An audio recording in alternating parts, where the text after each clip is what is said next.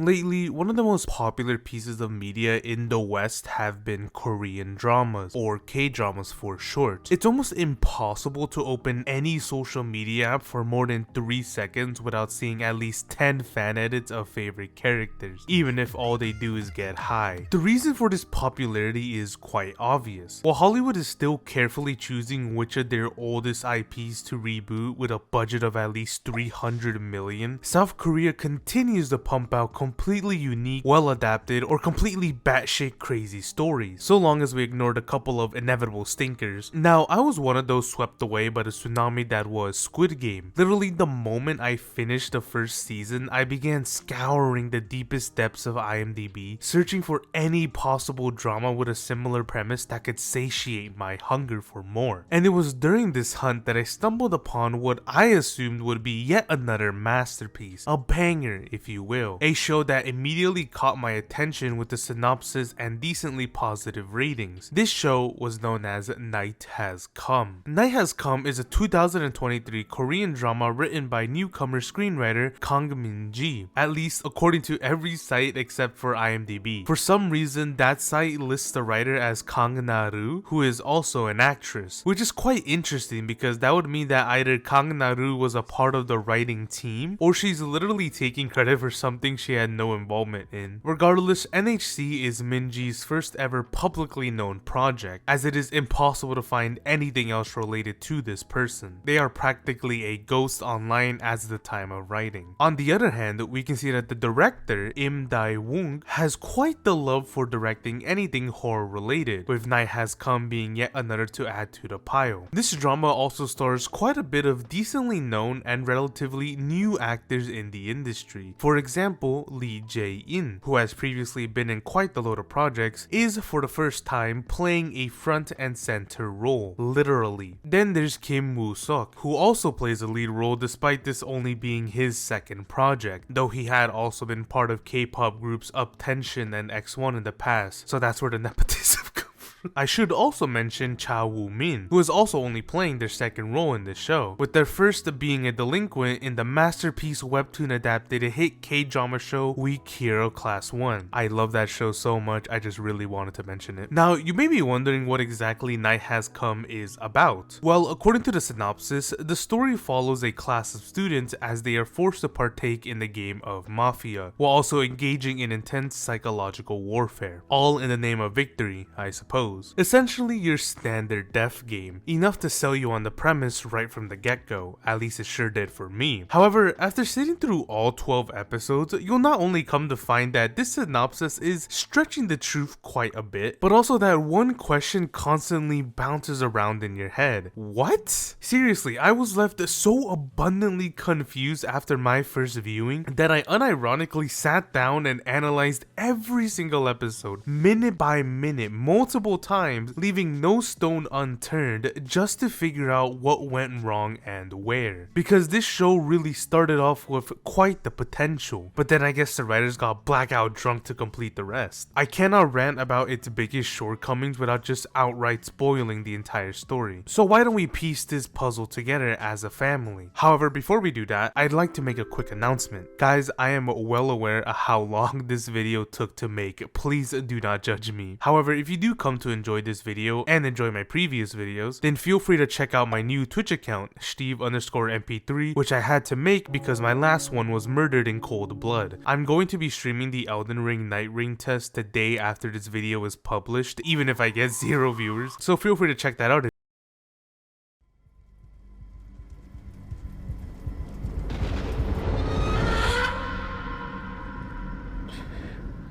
We open with a shot of a girl who finds herself in a quiet, dark, and seemingly empty dorm room. It doesn't take long for her to spot a lonely phone sitting atop a bed, with the words "Night Has Come" plastered on the screen. Before she can even make sense of the words, she notices a strange liquid dripping from underneath the top bunk. She slowly raises her head to peek at the source, only to find that it was blood belonging to a human corpse. She falls back in shock and tries running out of the room, seemingly missing the figure of what appears to be a student standing right by the door. After making her way through the the dark corridors, she finds herself in an indoor pool, lit by the purple night sky, and it doesn't take long for that same female figure to make itself known, before plunging straight into the water. The girl attempts to escape the same way she came in, only for the path to be blocked by what seems to be zombie students. She immediately tries running in the opposite direction, only to be knocked unconscious, forcing her to wake up yet again, but this time in the middle of a noisy school bus. It was all just a dream, or perhaps a nightmare would better fit the description. This scene serves as our introduction to the protagonist, Lee Yoon-seo. We don't know much about her just yet, except for the fact that she is more likely than not being haunted by a ghost. And she also might like reading, as made clear by the book she so carelessly drops. The student sitting beside her picks up the book and hands it back to her. This here is Oh Jung-won, our protagonist's close friend. At first glance, we can see that she's a bit of a nerd by immediately returning to her laptop in silence, and she also has glasses of course. Without even so much as a thank you, Yoon-seo peeks over at the back of the bus, where she sees a group of rowdy students happily playing a game of Mafia. If that isn't foreshadowing, I really don't know what is. The rowdiness of the group begins getting a bit much for our sleepy delinquent to handle. This is Ko Kyung-jun, and the writers waste no time in showing us that he's very much the bad boy of this story, not only having his own lackeys, but very clearly not giving a fuck about the people around him, trying to force the others to stop making so much noise. Kyung-jun is actually so cliche that if I were to ask you to imagine a delinquent character, you would most likely picture his entire personality. We also get a quick little shot of lackey number 1 swiping the necks of the two students in front of them for absolutely no reason. If their looks weren't enough, we can now safely assume that they are also bullies, and these two shy little boys are most likely their prime victims. After successfully shutting up the entire bus, we then move over to Sleeping Beauty, Kim Jung-hee, and the Wicked Witch of the West, Kim So-mi, as she decides to creepily take a picture and boast about it, disregarding how weird it is. 미쳤지?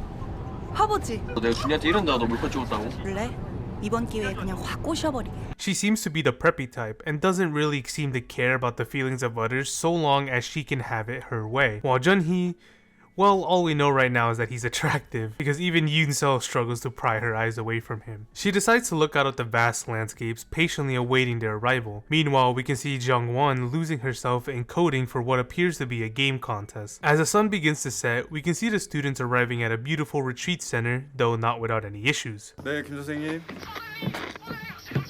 Unfortunately, he seems to only have Verizon coverage, and so the line is quickly lost. This post was made by T-Mobile gang. We can imagine that there is some kind of trouble preventing the rest of the school from arriving. Who knows what it could be? We then cut to one girl struggling to carry her luggage, only to be saved by her very own personal Prince Charming. This is An Na-hee. We can see that Na-hee seems to be the shy type, not even being able to get a word out, and instead just gazed at him with hard eyes, when her personal Prince Charming, Jang Hyun-ho, came to help her, a clearly strong and charismatic guy, because one of them wasn't already enough. However, Na-hee does seem to be friends with So-mi, so perhaps there's a bit more to her that we just don't know about yet. We then see Yoon-seo step off the bus, feeling a strange sense of deja vu as she believes they've been here before.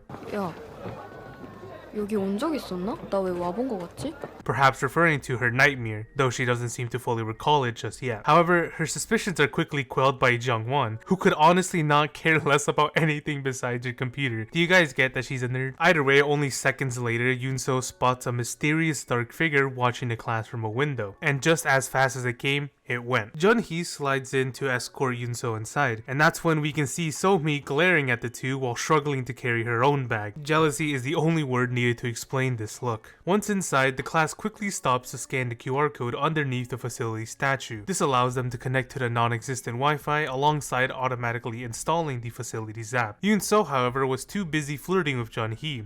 생일 선물 아직 못 정했어? 12시 지나면 안 사준다. 헐, 치사하게.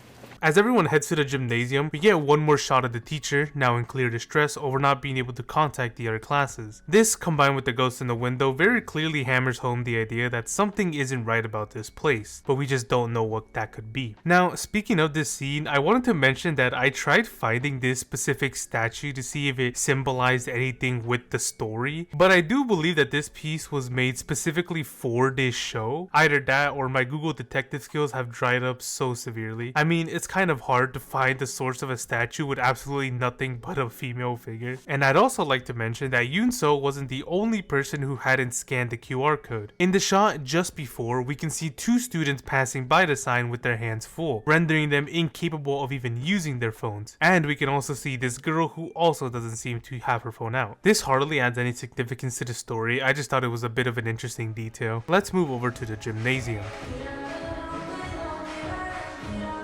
We start off this scene with a recording of the current vibe, all done by our full-time videographer Park Woo-ram. There isn't much we can infer about him just yet, other than he seems to love recording his surroundings, that he's also friends with So-mi, and that he has a bit of a crush on this girl, which is made very obvious by his not so subtle recording. This here is Lee Ju-young, and her character is immediately portrayed as a bit of a snob. 야, 쟤 또 우리 찍는다. 우리가 아니고 나야 나 다시지. We also get a quick shot of Kyung-joon turning off the music in the middle of practice, I guess to just add to his delinquent nature. Woo-ram, trying not to get caught, then turns the focus over to Yoon-seo, whose eyes are absolutely glued to the Prince Charming. If you haven't caught on, there's a bit of a love triangle going on here, and so far I'm rooting for the one who at least respects his privacy, even if she also stares at him from the distance. Anyway, Jeon-won decides to check out the facilities app only to find that it was coded with hopes and prayers. 개구려 진짜. 이 정도는 나도 하루만 해도 만들겠다. The two joke around for a bit before the teacher strolls in to speak to the class president, which we learn is Jun-hee, and the vice president, So-mi, who wasn't actually called for but inserted herself anyways. He tells the two that he'll have to leave the facility in order to contact the other teachers, leaving them in charge of the class. They must make sure that all students return to their dorm rooms, but keep their uniforms on as they will take a class photo once he returns. Literally the moment he walks away, the entire class finds that the Wi-Fi, which was already 3 steps in the grave, refuses to function whatsoever. The lights suddenly cut out, plunging the gym into darkness. They begin lighting their flashlights, hoping to find the cause of the issue, but are spooked by the sudden appearance of a white figure. Could this be the ghost from before? Oh, never mind, false alarm. It was just the work of a little prankster, one Heo-yul. Although his cover was blown, he still has a pretty interesting story to tell the class. Some time ago, a high school girl took her own life in this very building, and for that reason, she now haunts the corridors as a form of revenge. There are now 2 things you must never do during your stay. Never look in the mirror and turn around at midnight, basically meaning don't go to the bathroom. And if someone grabs onto your ankle while asleep, you should never look down. Breaking either of these rules will cause the ghost presumably to haunt you even further. Although the story is seen as a bunch of nonsense by pretty much everybody, it does somewhat resonate with Yoon-seo. After all, she's not only seen a ghost in her dreams, but literally peeking over them from a window. Though this also does seem to kind of contradict the story we're told, as Yoon-seo has barely even arrived at the facility. There's no way she could have broken either rule. Anyways, everybody heads to their rooms as per their orders, and we cut to what to me is one of the funniest shots of the episode.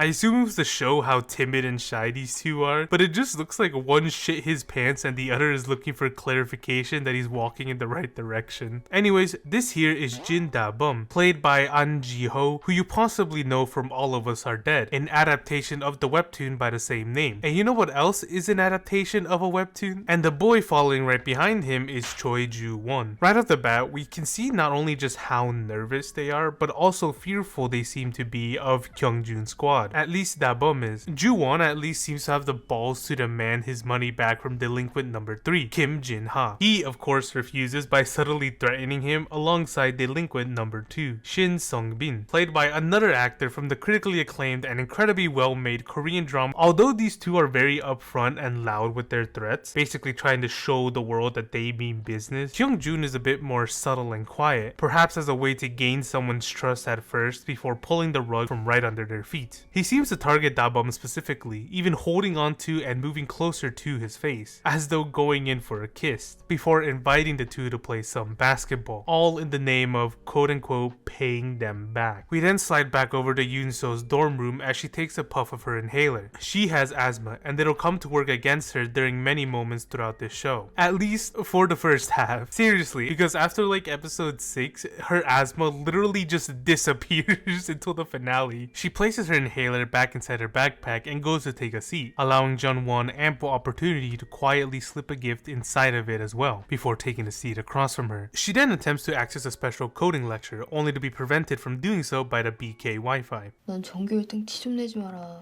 그러니까 애들이 뭐? 맨사라고 놀리지. 맨사는 단체 이름이고 사람은 맨산. For those of you unaware, Mensa is basically a high IQ society that spans throughout the world, with its members being known as Redditors. There's no need for you to actually remember this because outside of this scene, that nickname is only ever brought up once. I just really wanted to make that joke. Also, since Yoon-so seems to very much want me to, I should mention the book she's been reading so far, the same one we saw fall over in the bus. If the translations here are correct, the title translates to Murder of the White Butterfly. Now, originally I attempted to find this specific book anywhere online, but it doesn't seem to actually exist. It was most likely made specifically for this show. And while we don't know its synopsis, let alone its content, we can at least infer the meaning behind its title based on context clues. A white butterfly alone may symbolize images of transformation, purity, and innocence, which is typically found in children, including high schoolers as they are not yet fully adults. If Heo-yul's story includes any level of truth, we know a high school girl had taken her own life within this facility. Perhaps she is connected to the image of the white butterfly, and seeing as how the title also includes a murder of, then we're left to assume that the girl hadn't taken her own life willingly, but instead she was most likely coerced into doing so, and that is possibly the reason as to why she haunts the building, as a way to get revenge on her murderer, whoever that may be. Though this begs the question as to why it might already be targeting Yoon-so. We'll have to see. Regardless, as they continue minding their own business, Yoon-so spots that her phone suddenly begins installing the facility's app, despite not having scanned the QR code earlier. I guess that was pointless. She assumes that Jeon-won had done it for her, but she assures her she hadn't. We then get a close-up of her phone, and we can see that the words "The Mafia game is about to begin" pop up as though it were a casual notification. And just as quickly, Yoon-so gets her role, citizen. She asks Jeon-won about hers, to which she promptly replies that she too is a citizen. Both their phones now display a menu with 5 options: chat, vote, rules, voting status, and participants. I'm sure all of those functions are self-explanatory. We then get a montage of the class receiving the same notification and most likely their roles, with text floating around the screen to explain the rules of the games to the viewers. For those of you unfamiliar with the game, let me break it down. This is a game played between 2 teams, the Citizen and the Mafia. Both teams' goals are to eliminate the other team. If the Citizens are out, the Mafia wins. The Mafia are out, the Citizens wins. The Citizens have 2 special roles, the Doctor and the Detective or the Police. The names are used interchangeably. The Doctors can revive any player of their choosing, with a cooldown timer of 48 hours in between. And the Detectives can choose to see any player's role of their choosing, with again a cooldown of 48 hours in the context of this show. All players have until midnight to discuss on who to vote. The player with the most votes will be voted out, after which the Mafia team have from 12 AM to 6 AM to choose which of the citizens to eliminate, and from there the cycle repeats. It's a game of both trust and betrayal, basically Among Us for adults. Now, besides Yoon-so, we aren't actually shown any student's role, meaning right now literally everybody is a suspect. So let's do a bit of body language analysis, shall we? Jeon-won shows absolutely no hesitation in her response, either meaning she is telling the truth, therefore didn't have to think of an alternative, or she is very quick to adapt to the sudden change. Over in the snack room, we see that neither of these students so much as even react to the message, perhaps meaning they either don't need to or have no reason to care. Possible Mafia? In the gymnasium, we can see Kyung-joon basically beating the shit out of Joon-won as they all receive the message. None of them seem to really react though, so we can't really say much. Onto the cool kids room, we can see Woo-ram, who's holding up a bag of chips for her master, quickly glance at his phone before shooting his gaze back towards Ju-young, perhaps signifying that he's received a very special role, the Lulu. Speaking of Ju-young, we can see her eyebrows shoot up upon reading the message. She is surprised. Whether it's at the game itself or her role is unsure. As for Nahi, she just puts on a poker face the entire time, so we really can't say. Same goes for So-mi, who really probably couldn't even give a shit even if she did get Mafia. And then the camera pans towards Jun-hee, who literally smirks at his screen. What could he be smirking at? Being assigned as the Mafia? And finally there's Heo-yul, who upon receiving his role, literally opens up the chat and types, "Hi losers, let's play a game." Would you be surprised if I labeled him a Mafia for that? We then see that back at the snack room, Peguna shares my exact same thoughts. 야, 안 되겠다. 죽이자. 뭘 뼈고? She now leads the charge in getting her two close friends, Im Moon-chan and Nam Yeon-woo, to vote for him as well, before sending a message out to the entire class, urging them to do the same. Because obviously, like, who the fuck wouldn't vote for him at this point? We see Jeon-won and Yoon-so follow through with this idea, though she does seem to notice something very strange. How is it that the app knows their names, let alone their faces, if they never signed up for any such game? Not to mention, the facility doesn't even have functioning Wi-Fi, so how are they even playing the game at all? The two then go down to the lobby to investigate their teacher's disappearance, and sure enough, he's still gone, along with the entire facility staff, because leaving an entire building to a bunch of children is a smart idea, I guess. The two, alongside Jun-hee, then decide to investigate the main office, hoping to find any means of communication. Although rings can be heard periodically over the phone, 여보세요? they always lead to absolutely nothing, as all lines have been mysteriously cut. In this room, Yoon-seo also finds a lonely cup of coffee, which she suspects must have been newly made, but then that begs the question, who could have made it? Either way, their investigation is cut short after So-mi messages Yoon-seo to come down for urgent business, which they assume to be an interview. On the way, Jun-hee also spots the injured Ju-won, who tries to be as vague as possible to save his own skin, though he can easily read the situation. He goes to speak with Kyung-jun while the two make their way to the pool area. Damn it, that's not even the right sport. Jun-hee tries getting Kyung-jun to stop, though he isn't willing to back down so easily. He tries taking Da-bum by force, but he just doesn't have the guts to leave. The delinquents start hankering for a fight, but are unfortunately blue-balled by the real basketball players, strolling up like Batman and Robin to save the day. This confrontation really only serves to show that while Kyung-jun respects nobody, there are some people that he still wouldn't really like to tussle with. And of course, this scene goes to show that our little Jun-hee is truly the brave and courageous hero of this story. Meanwhile, at the pool room, So-mi and her group hide in the darkness while Na-hee holds Jung-won back for a moment. As Yoon-so walks around the pool in silence, she glances over at the window, suddenly getting a tiny sense of deja vu. She remembers seeing this room before, but where? Yeah, the message was really a setup just to throw Yoon-so a little birthday party. Jung-won is suspicious of the whole thing, and rightfully so, as they've literally never interacted up until this point. However, Yoon-so is still thankful nonetheless. Clearly, she's a saint. Now it's time for So-mi's present, birthday nuggie. Well, that wasn't what I was expecting.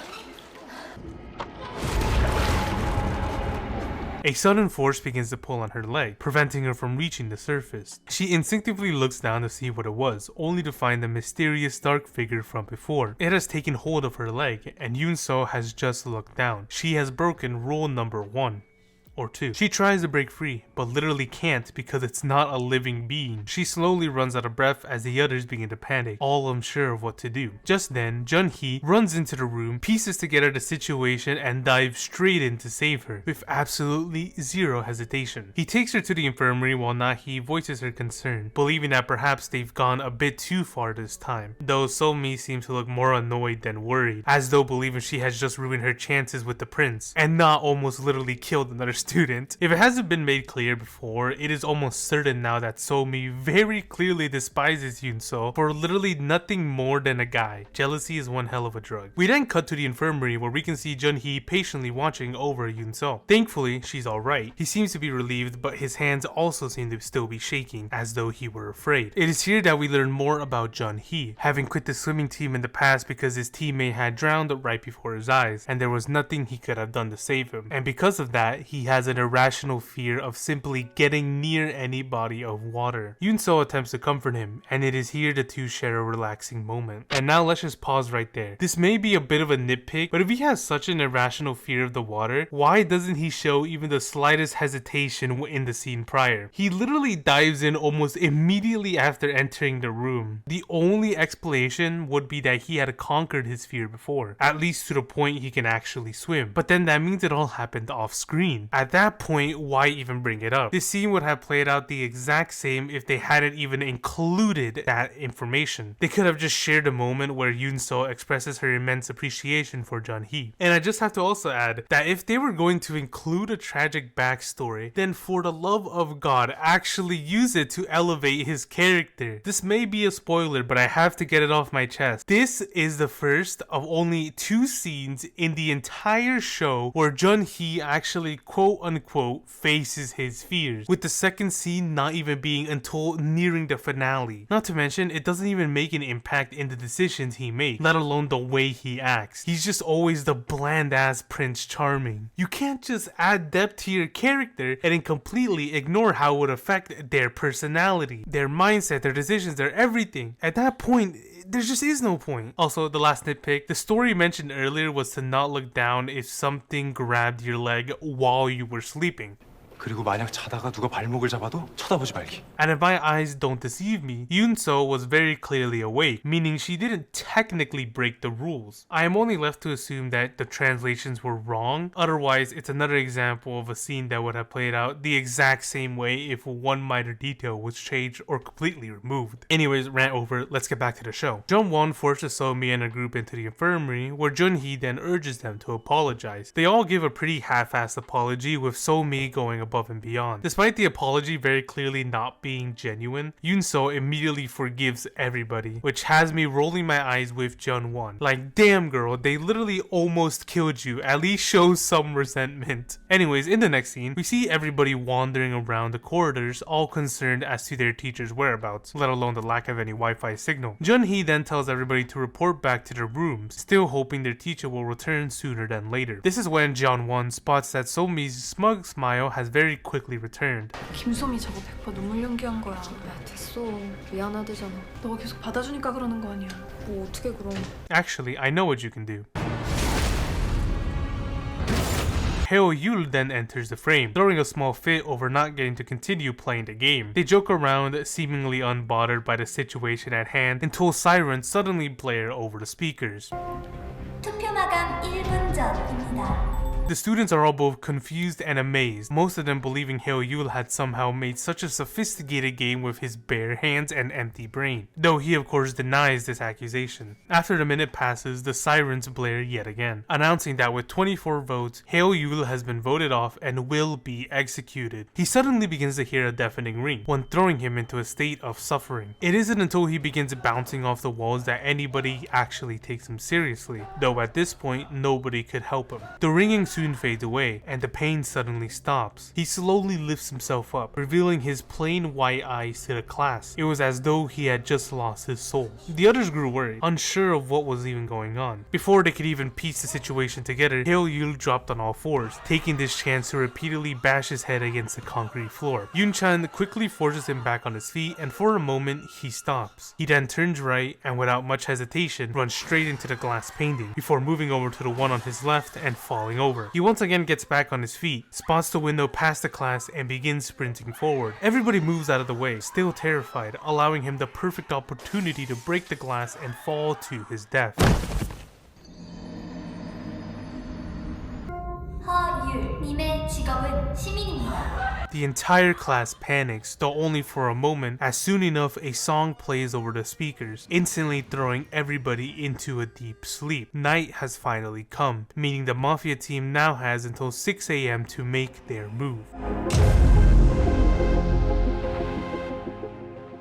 Now, past its minor problems that I've already highlighted, I think this first episode is pretty alright. The character introductions are spaced out well enough to the point where I could at least remember their faces, even if not their names just yet. Seriously, Korean names are so hard to remember, let alone pronounce, and I refuse to resort to webtoon levels of translations. They also set up some intriguing mysteries that both we and our protagonists are left to solve, with the biggest obviously being the nature of this game. Like, why is the class forced to play it? Who created this game? Who is this ghost? Does she have something to do with the game? Etc. And as all pilots do, the ending sells you on what exactly you're about to watch. Students playing a game where even the slightest mistake could mean losing the trust of others, and therefore leading them into their own deaths. Since IMDB also allows users to rate individual episodes, I will do the same. Episode 1 gets a calm 7 out of 10 from me. As I said, a decent first episode with such minor problems that don't really break the immersion once you ignore them. And yes, this is me rating the episode from the perspective of a new viewer, because rating them after knowing how the story ends doesn't really seem that fair. With that being said, let's continue this journey with the second episode, figuring out the rules, because apparently the rules weren't already made very clear.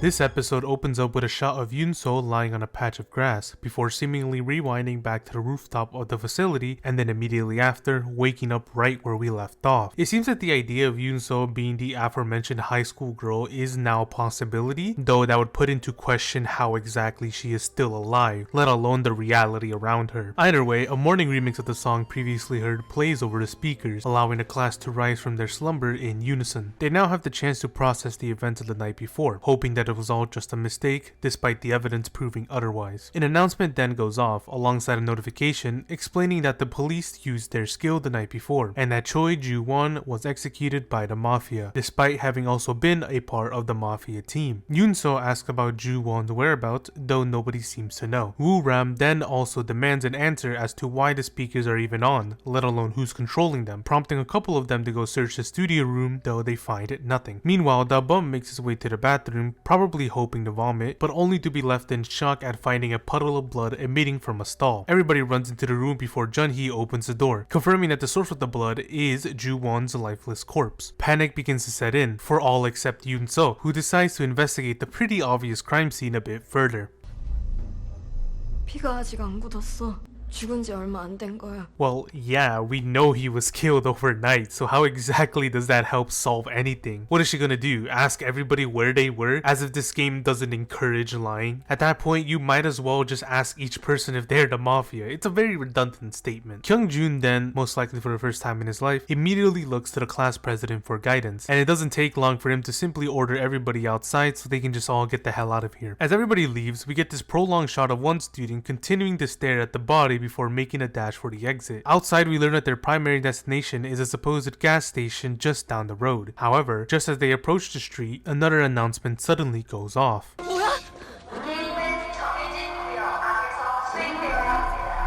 The boundaries in this case are made clear by this solid white line, which seems to surround the entire facility. Considering the night before, the class is now more hesitant to disobey the mysterious voice, though the student we saw seconds ago is still very much in distress, believing this is all just some big prank that's gone too far, and decides to just book it through the line, forcing another to follow behind to pull him back, though this only causes the both of them to break the rules. The host wastes no time in announcing that Lee Sang-hwan and Kim Hyun-suk will be executed for breaking the rules. The deafening ring quickly overtakes their minds. Soon enough, the two repeatedly bash their heads together, ultimately killing one. The remaining student then uses a stone off the ground to finish himself off. You know, that blood seems to be wet. I wonder if they died recently. And to add insult to injury, the host speaks once more to reveal that the two students were both citizens. That's now 3 citizens down for just 1 Mafia. Things aren't looking too bright. We then cut over to the lobby where everybody tries figuring out what to do. Park Ji-soo, who disregards the death of the previous 4 students, begs them all to just leave. The man beside her, Cha Yu-jun, attempts to calm her down, though she refuses. It's only until Yoon-chan puts her in her place that she decides to quiet down.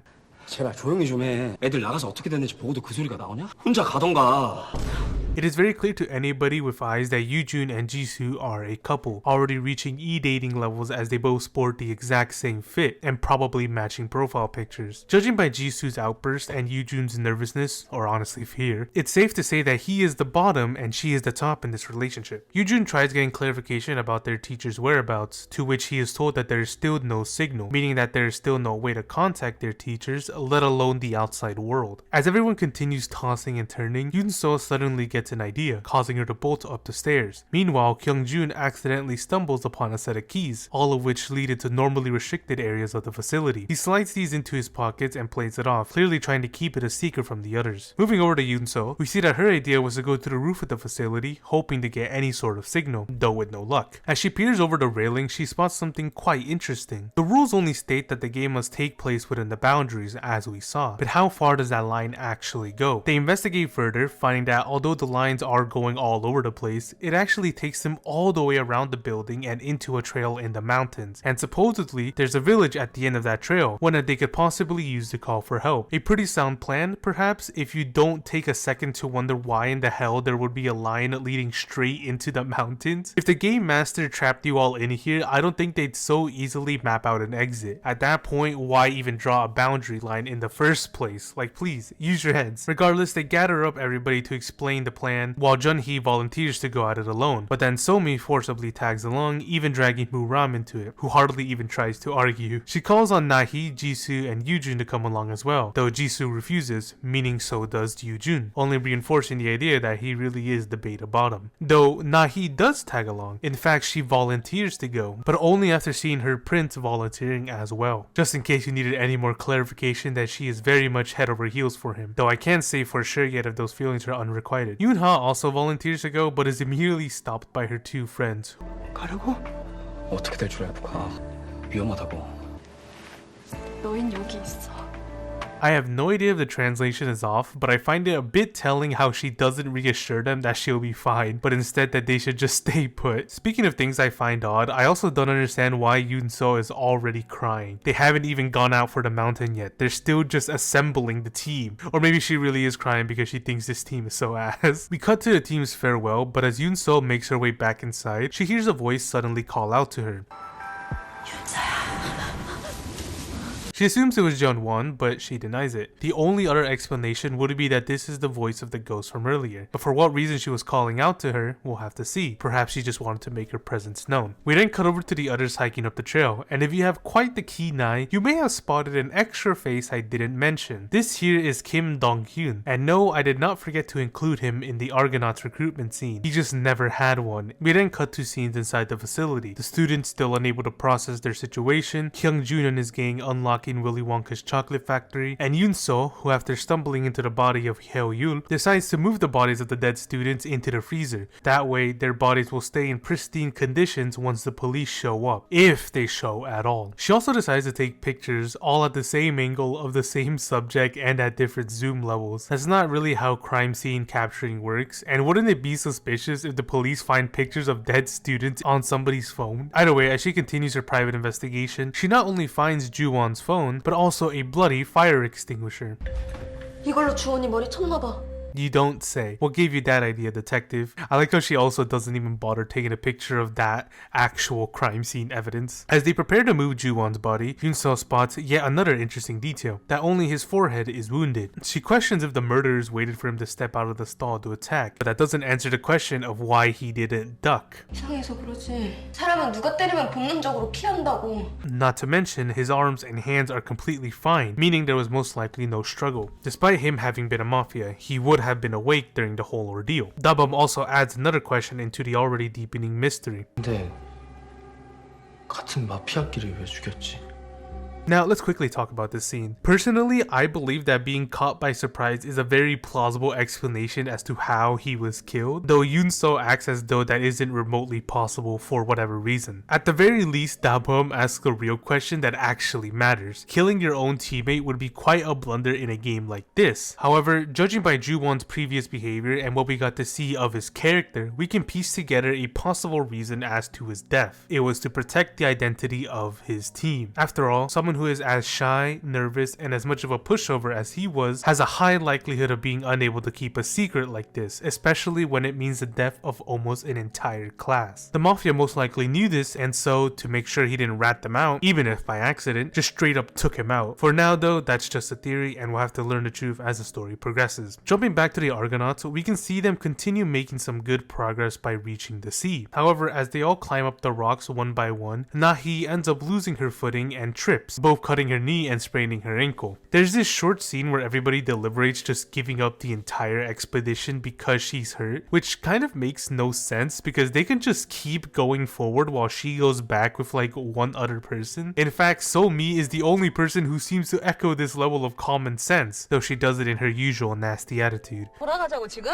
여기까지 온 거 아깝잖아. 좀만 더 가보자. In the end, she convinces, or perhaps threatens, Nahi to continue up the trail despite the pain, and so she does. Again, this makes no logical sense. Aside from a plot point we'll see later on, I think this scene just reinforces how controlling So-mi is, especially to her own friends, let alone the class as a whole, as we'll see later. We then move over to the freezer where Yoon-seo takes charge of the fallen classmate's phone to investigate the situation further. As they go to lower the temperature, Da-bum makes another interesting comment, that his phone has been stuck on 56% despite having not charged it in the slightest, and it seems as though all their phones share this strange similarity. Now, there are two possibilities as to what's going on here. First, the percentage could perhaps be tied directly to the number of students remaining, though if that were the case, then damn, I could have sworn they mentioned only their class arriving, and we only ever saw one teacher, so over 50 students in one class? Jesus. Da-bum does specify that the percentage had been stuck since yesterday. 아니 어제부터 충전도 안 했는데 계속 56%야. So if it were tied to the player count, wouldn't that mean that the battery should have dropped to 52%? Which brings us to our second possibility, that it's a byproduct of being stuck in some alternate reality. After all, since when did ghosts exist? Since when could the minds of students be controlled through sound? Since when was a line drawn to signal boundaries, with death awaiting those who cross it? It all just doesn't add up within the real world. Regardless of the answer, Yoon-seo and Jung-won make their way down to the lobby, presumably to await the team's arrival, until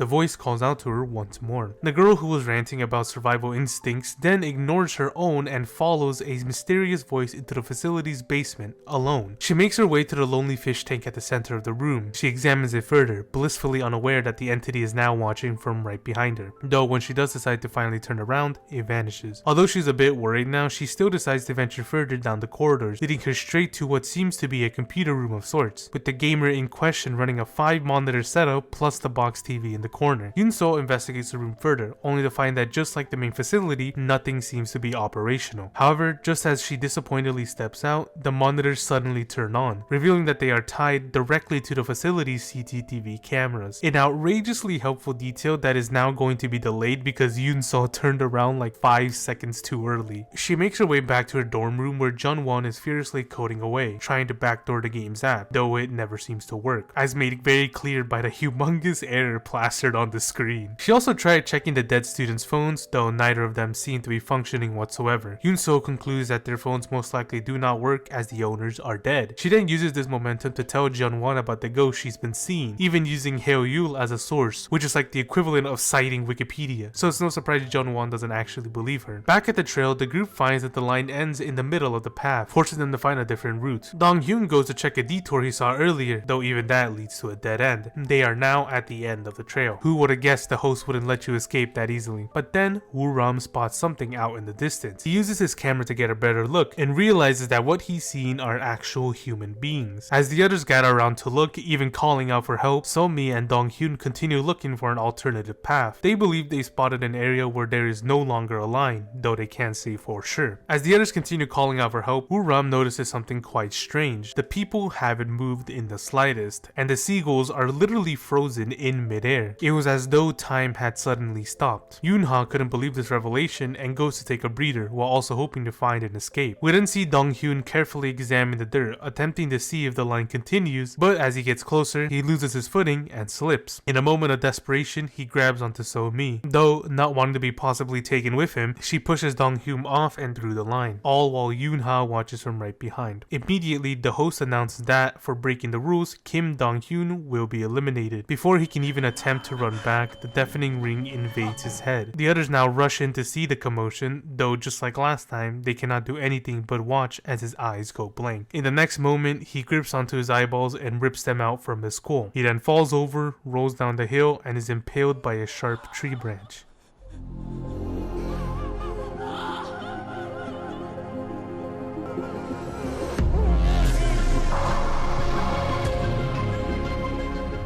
and that's where the episode ends. Now, this episode kind of felt like filler more than anything. It is pretty clear that the writers only threw in Dong-hyun in here so they could kill somebody off, just to add a little bit more tension to the story without actually wasting any of the more important characters. Dong-hyun was a character that did exist, but only if you had a keen eye during Hyun-ho scenes, because in every scene Hyun-ho is in, Dong-hyun is literally always standing right beside him. He didn't even have a single speaking line until now. Also, we now understand that time is frozen in this world, which is why the coffee was still hot, why their phone's battery hasn't changed, and why the seagulls and people were stuck in place. However, again, another minor spoiler, this literally does not affect the story in any way. Like, they now know they're stuck in time. Okay, what are they going to do about that? Find the remote and hit play? No, they just don't do anything. Not to mention, literally no progress has been made at the facility either. There are no steps closer to solving the mystery behind the game, let alone the truth of Ju-won's death, and the one possible clue they could have gotten was missed because Yoon-seo turned around too quickly. Also, I do believe that the 56% would have made more sense as just a player count instead of it being a result of just frozen time, because that would mean that literally everybody's phone was at 56% when time stopped, which is technically possible but also damn near impossible. I really just think it would have been easier to explain it away as player count. So yeah, this episode was more or less just a nothing burger. I'll give it an even calmer 5 out of 10. It could have been removed and the story would have played out the exact same way, but at least I got more clips for my fan cam edits. Now let's move on to episode 3. Rifts begin to appear.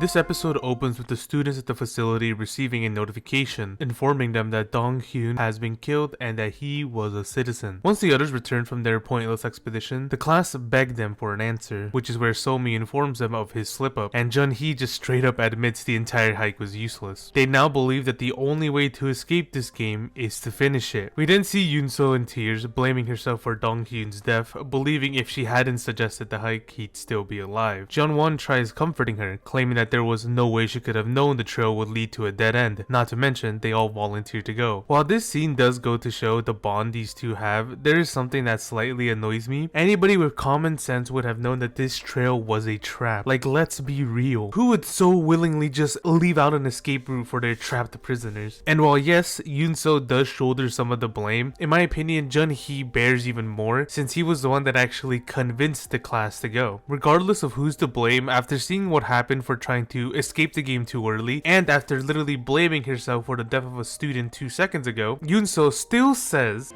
다른 방법 찾아야지. maybe the translations are wrong, but if it isn't, may God help you all. I do get the idea that it is better to find a way out as opposed to continuously playing this game, hoping to be the last player standing as your classmates die around you, but I just don't understand how she could so quickly make a 180 turn within the same conversation. The next scene is of Jun-hee sitting patiently in the office, seemingly waiting for the phones to ring, though each time he picks one up, they're immediately cut. We then see the two stumble across Da-bum, who is on his way to Kyung-jun. I wonder why.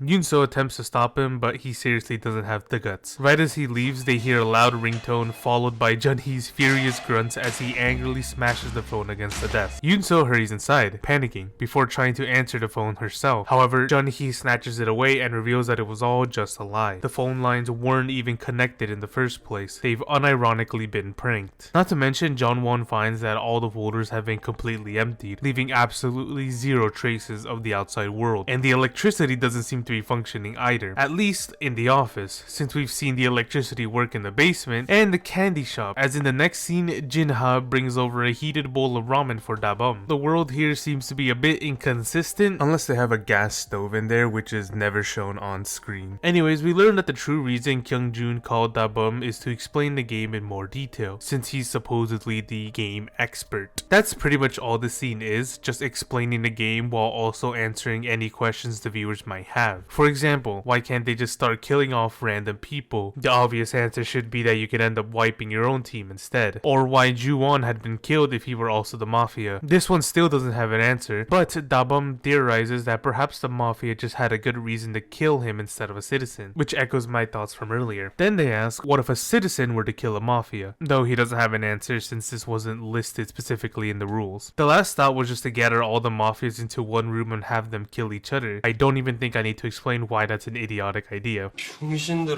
Midnight slowly approaches and the students begin getting restless. We see a couple of them gather in a room, trying to plan not only their votes, but also how to hide effectively. But then Somi takes charge by shutting everybody up and having Woo-ram get Jun-hee to finalize a vote. And after Jisoo asks, Na-hee as well, who we can see is in the infirmary, being treated for her injured ankle by Hyun-ho. She begins blaming herself as well, believing that if she had just had everyone go back after spraining her ankle, perhaps Dong-hyun wouldn't have died.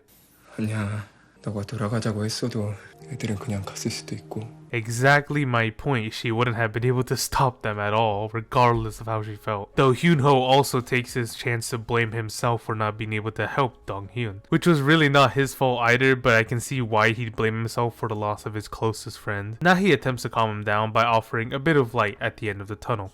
현우야, 우리 꼭 살아서 나가자. 내가 너 꼭 지켜줄게. 나가면은 나 너 경기하는 거 보고 싶어. 보고 반하지나 마라. In all honesty, I'm glad there's at least one romantic relationship that's been built up properly. Maybe it's just me, but I just cannot see any level of chemistry between Yoon-seo and Jun-hee, let alone writing that would suggest the two are romantically interested in one another, besides one just staring at the other, of course. I want to add that so far, I find it strange how in each romance subplot, the guy seems to get all the good characteristics alongside a reason as to why they should be admired or loved, but the girls don't really get much of anything. Jun-hee jumped in the pool to save Yoon-seo despite his overwhelming fear and is a brave man all around, standing up for his classmates and even willing to risk his own life going up the trail alone so nobody else has to. Meanwhile, Yoon-seo is really just nice to everybody around her. It's such a weak trait that could be found in quite literally anybody in this class. Maybe you could say she's a bit smart, but so far I haven't seen any proof of that. She hasn't solved any mysteries yet, and she didn't even realize that the computer's turned on. Hyun-ho has helped Na-hee carry her luggage, patch up her sprained ankle, and literally carried her through the trail when she couldn't walk. Not to mention, similar to Jun-hee, he's just a strong, brave, charismatic guy. And so far, Na-hee hasn't done much of anything but subtly admire him and let out some comforting and hopeful words. Again, traits that could be found in literally anybody. Not to mention, for all we know, she could have a hidden dark side, judging solely based off her friendships. And the Discord E-daters? Well, they haven't had enough screen time yet for me to make an assumption as to their relationship, other than one might have anger issues. Back over to the Golden Trio, we see them contemplate over the purpose of this game, let alone where the creator or host are if not within the facility. This scene again serves to answer even more questions the viewers might have, though none are that important that we need to go over. However, Jun-hee really expresses how unbelievable it is that one of their classmates had killed Ju-won. Now we can move over to the others as they continue speculating as to who the Mafia could be. The leading theory here is that it has to be somebody from Kyung-jun's gang, seeing as how they bullied Ju-won on the daily. We then get some input from Choi Mi-na, another one of Somi's friends, so we can probably guess as to her personality already. She believed that they can learn something based on last night's vote, basically accusing Yoon-ha of being the Mafia for forcing everybody to vote off Heo-yul, who ended up being a citizen. And although she has probably the easiest rebuttal ever, he was acting creepy from the get-go and I wasn't taking this game seriously, she instead gets heated.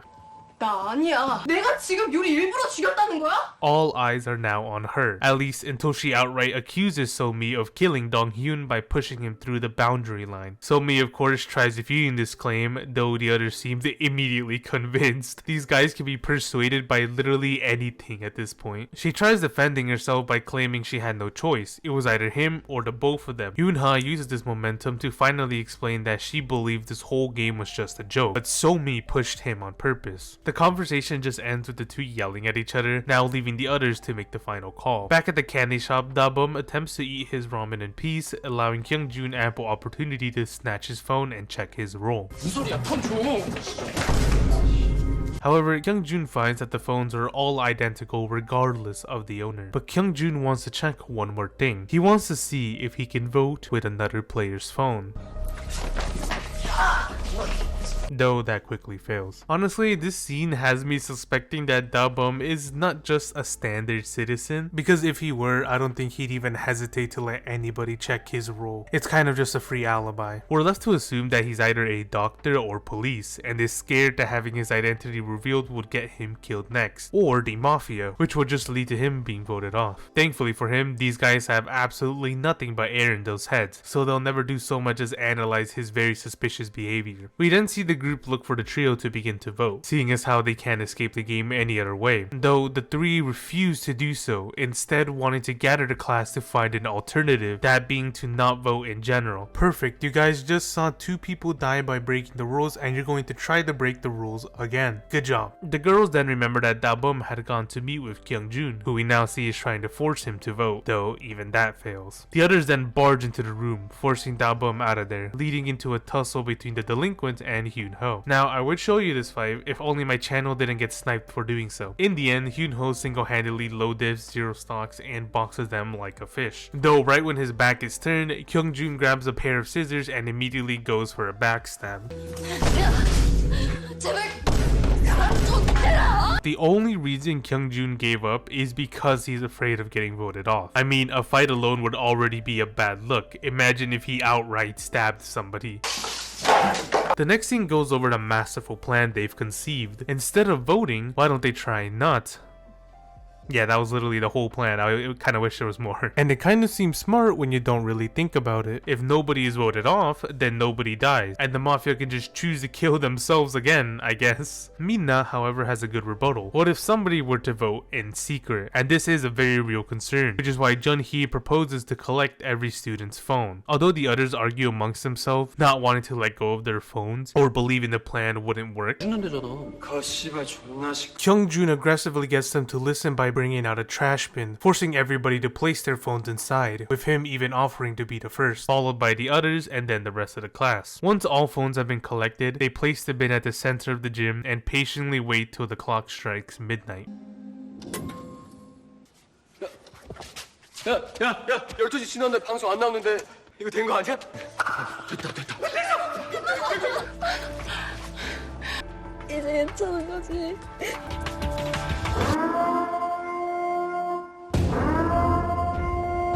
참가자는 투표를 통해 마피아를 색출해야 합니다. Their phones suddenly begin blaring as the announcement goes off. Ju-young and Mina are ready to take back their phones, but the others stop them. 괜히 준이 탓하지 말고 진정 좀 해.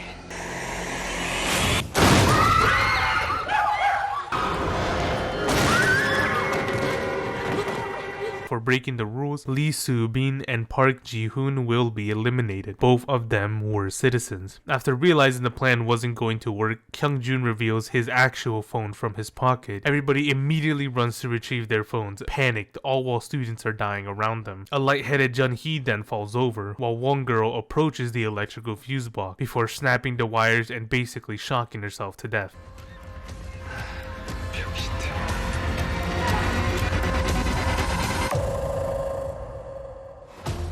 Now, I actually did like this episode because it not only built up a relationship, had some epic drama, answered some minor questions that viewers might have, but also implemented an actual interesting idea. Like, yeah, the rules of the game have been clearly stated previously as players needing to vote, so this entire situation was preventable if they just used their brains, but it was at least more nerve-wracking and an on the edge of your seat moment than a very obvious trap set up by the host. My biggest complaint with this episode though is simply that they do not learn at all. Yoon-so just makes a complete 180 from thinking that they need to finish the game to just believing they should just try escaping again even after seeing a student die and now causing even more deaths than last time. It is just super annoying. But besides that, as I said, it was a pretty good episode overall, and so far is probably the only one with any level of suspense at all. I'll rate it a simple 7.5 out of 10, but now we've seen them try and escape twice, breaking the rules whether on accident or on purpose twice, and the death of countless students thus far, so there's no way in hell they'll try to outplay the system again, right?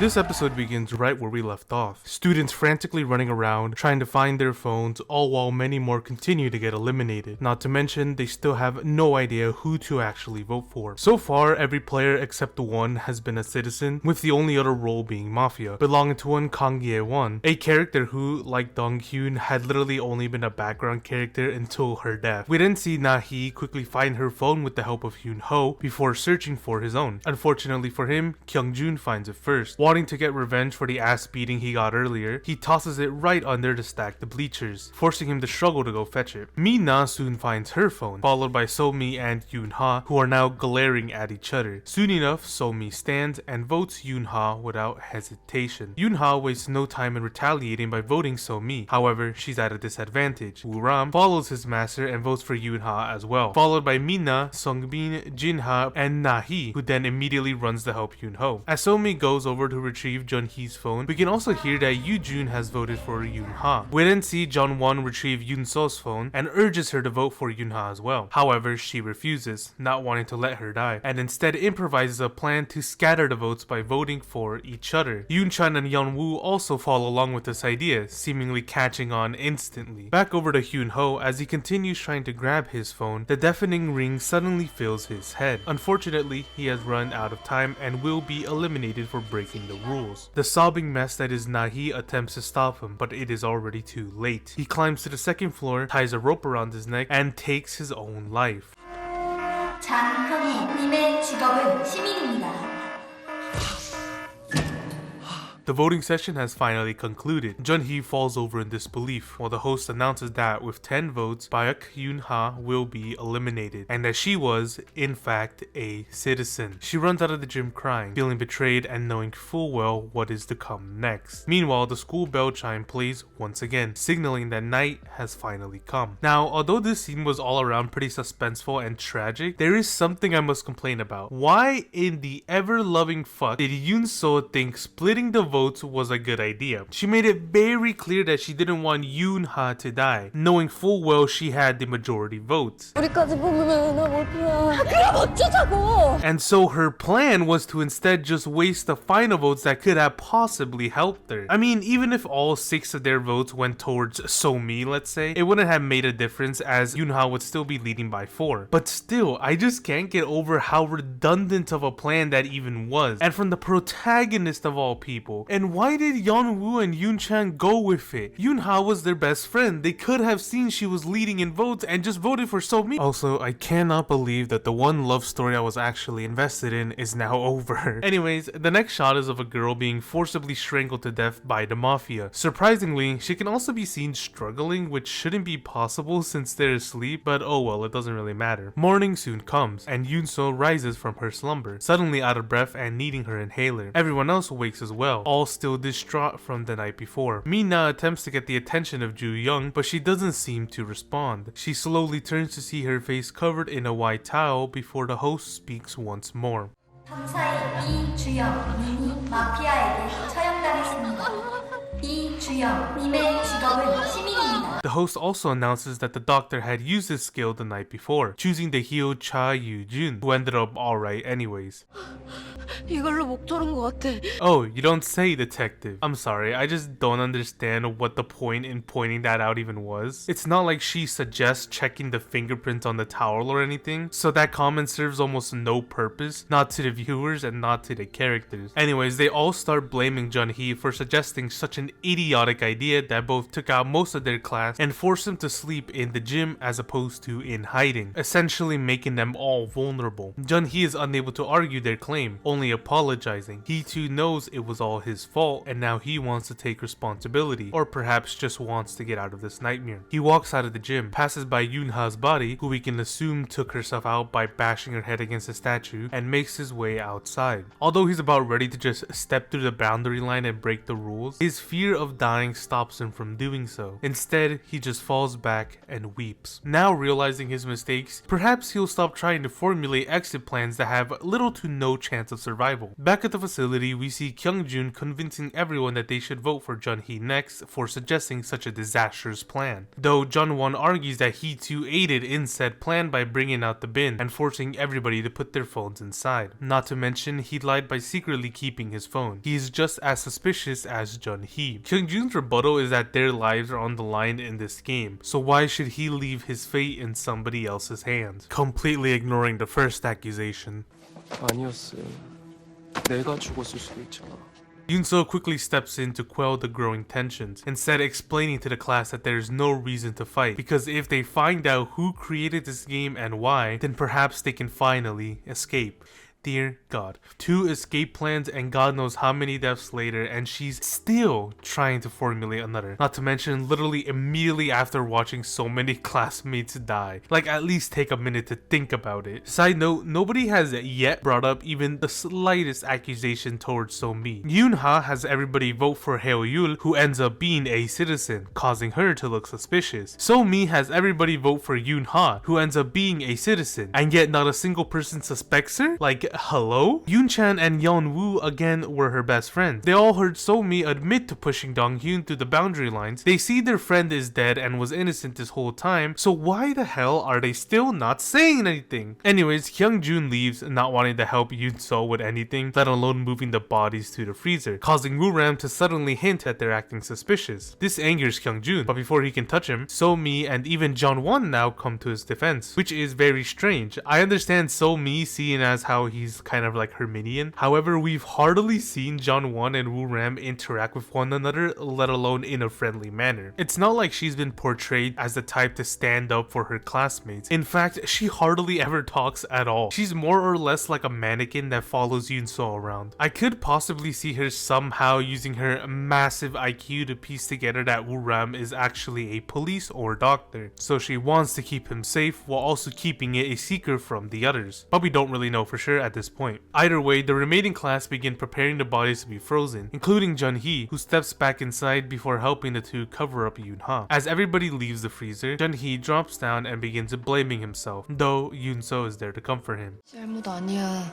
그런 규칙 있는 줄 몰랐잖아. What the fuck do you mean you didn't know about that rule? It was literally plastered on your phone screen. They said you had to fucking vote. 너가 정말로 책임지고 싶으면 어떻게 하면 하루라도 빨리 애들 데리고 나갈 수 있을지만 생각해. Oh my god. You really want the man who's responsible for 2 failed escape plans and multiple deaths to find another? Why not ask Jeon-won? She's been portrayed as the mega genius here, so perhaps she could devise an actual better plan, right? Anyways, Jun-hee now, unfortunately, feels motivated to try once more before leaving the room. As Yoon-seo is about to follow suit, a stack of boxes suddenly falls over behind her. As she investigates the scene, she discovers that the wall is actually hiding a ventilation shaft. I mean, obviously. She retrieves her phone, looking to turn on the flash and venture down the dark tunnel, only to be stopped by the sudden appearance of the ghost. The sound of her falling over rings throughout the facility, causing the class to quickly run to check on the now out-of-breath Yoon-seo. Jun-hee immediately hands her her inhaler, and although her breath stabilizes, she still ends up passing out, forcing her to be taken to the infirmary. At this point, it feels like the ghost seemingly appears at random. For what reason we still can't even say, but I think it's safe to say that this ghost is only attached to Yoon-seo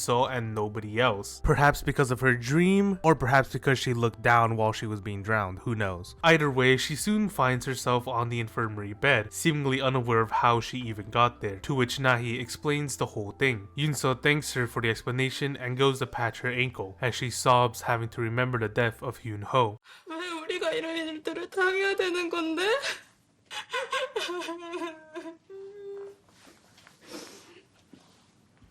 And that's pretty much where the scene ends. It looked like Yoon-seo wanted to offer some comforting words, or that scene was meant to be a little longer, but I guess not. All we know is that Nahi is clearly still in a state of shock and possibly going down the path of depression. Meanwhile, inside a classroom at the facility, the others try getting to the bottom of the Mafia's identity. Kyung-jun outright asks them to turn themselves in, as if that was going to work, before transitioning into asking if anybody suspects another player, though nobody speaks.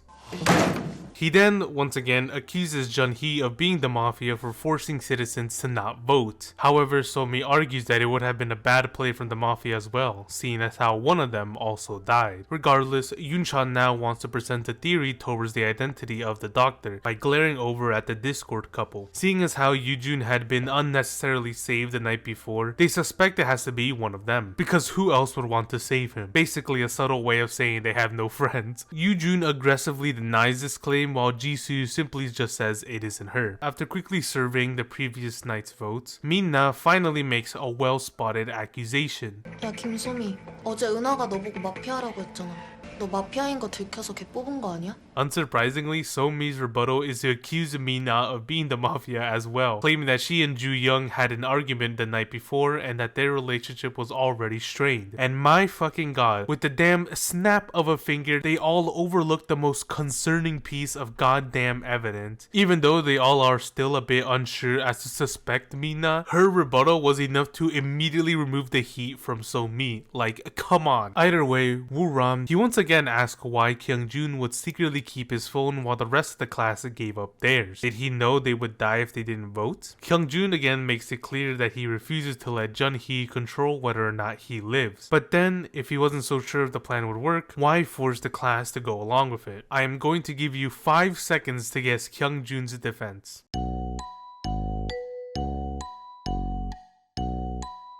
이주영 죽인 거 너잖아, 새끼야. My god, these guys only know how to defend themselves by shifting the blame to others. Like, come on. At this point, they'll just end up with a suspect list the size of the remaining players. Either way, Kyung-jun claims that Woo-ram killed Joo-young for rejecting him. After all, as seen previously, he had quite the subtle crush. He even claims that she posted it online, which he begged her to delete, and he even calls on Min-na to comment, seeing as how she recorded the video. This is quite the crazy revelation to be dropped right now. You're telling me this man was still fawning over her after being humiliated in that way? Now that's a new level of delusion once thought to be a myth. Kyung-jun also accuses Woo-ram of killing Joo-won, so it wouldn't be too obvious that he is the Mafia. He then retrieves his phone and, without a moment's hesitation, votes for him, with his lackeys following suit. He then throws him onto the desk, calls on Min-na to vote for him as well, and exits the room. The delinquents then discuss what to do from here, worried that the others will now turn on them, seeing as how there are still 12 other players. But it's fine, as Kyung-jun has a plan to keep themselves safe. The class then disbands, with Min-na specifically voting for Woo-ram right as she leaves the room, again ignoring the most glaring piece of evidence against So-mi. But I'll allow it for now, as the evidence against Woo-ram might also be quite convincing. Woo-ram is about ready to throw hands of her, but Jun-hee attempts to stop him, claiming he'll persuade the now 11 others to think differently. We then see the delinquents call on Yeon-woo, Yoon-chan, and Da-bum to go with them, with their plan being made very obvious. 배 안 고파?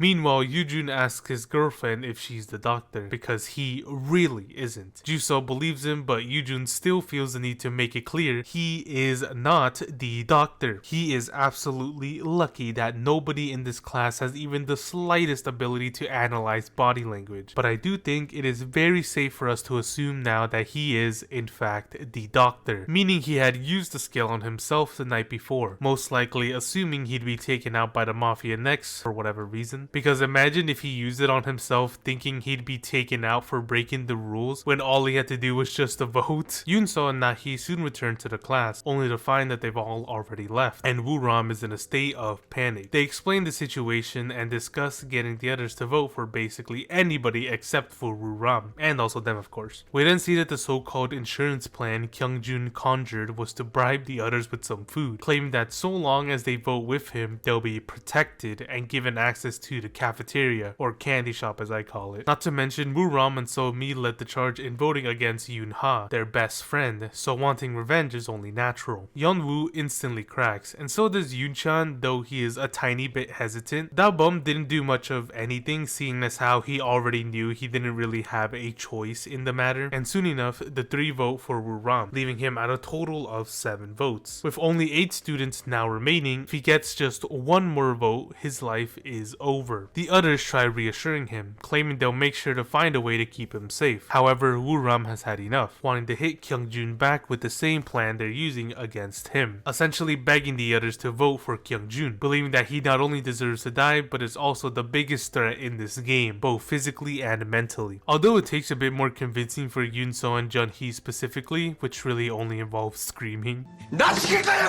they soon band together and toss their votes at Kyung-jun, raising his total from 0 to 6. The fate of both their lives now rests in the hands of the E-daters. Woo-ram, So-mi, and Jun-hee go to persuade the two. Meanwhile, the other three make their way back to the freezer as Yoon-seo reveals the ventilation shaft. She goes inside to investigate, while Na-hee and Jeon-won patiently await her return. At first, Yoon-seo finds nothing but a dark tunnel. However, after venturing a bit deeper, she suddenly stumbles back into the basement, having fallen through a hole in the shaft that she was apparently too damn blind to see. Like, dear god, there was light shining through the holes. Yoon-seo picks herself back up and ventures through the corridors until she finds herself back inside the surveillance room. Only this time, she can finally very clearly see that the facility's CCTV cameras are in fact functional.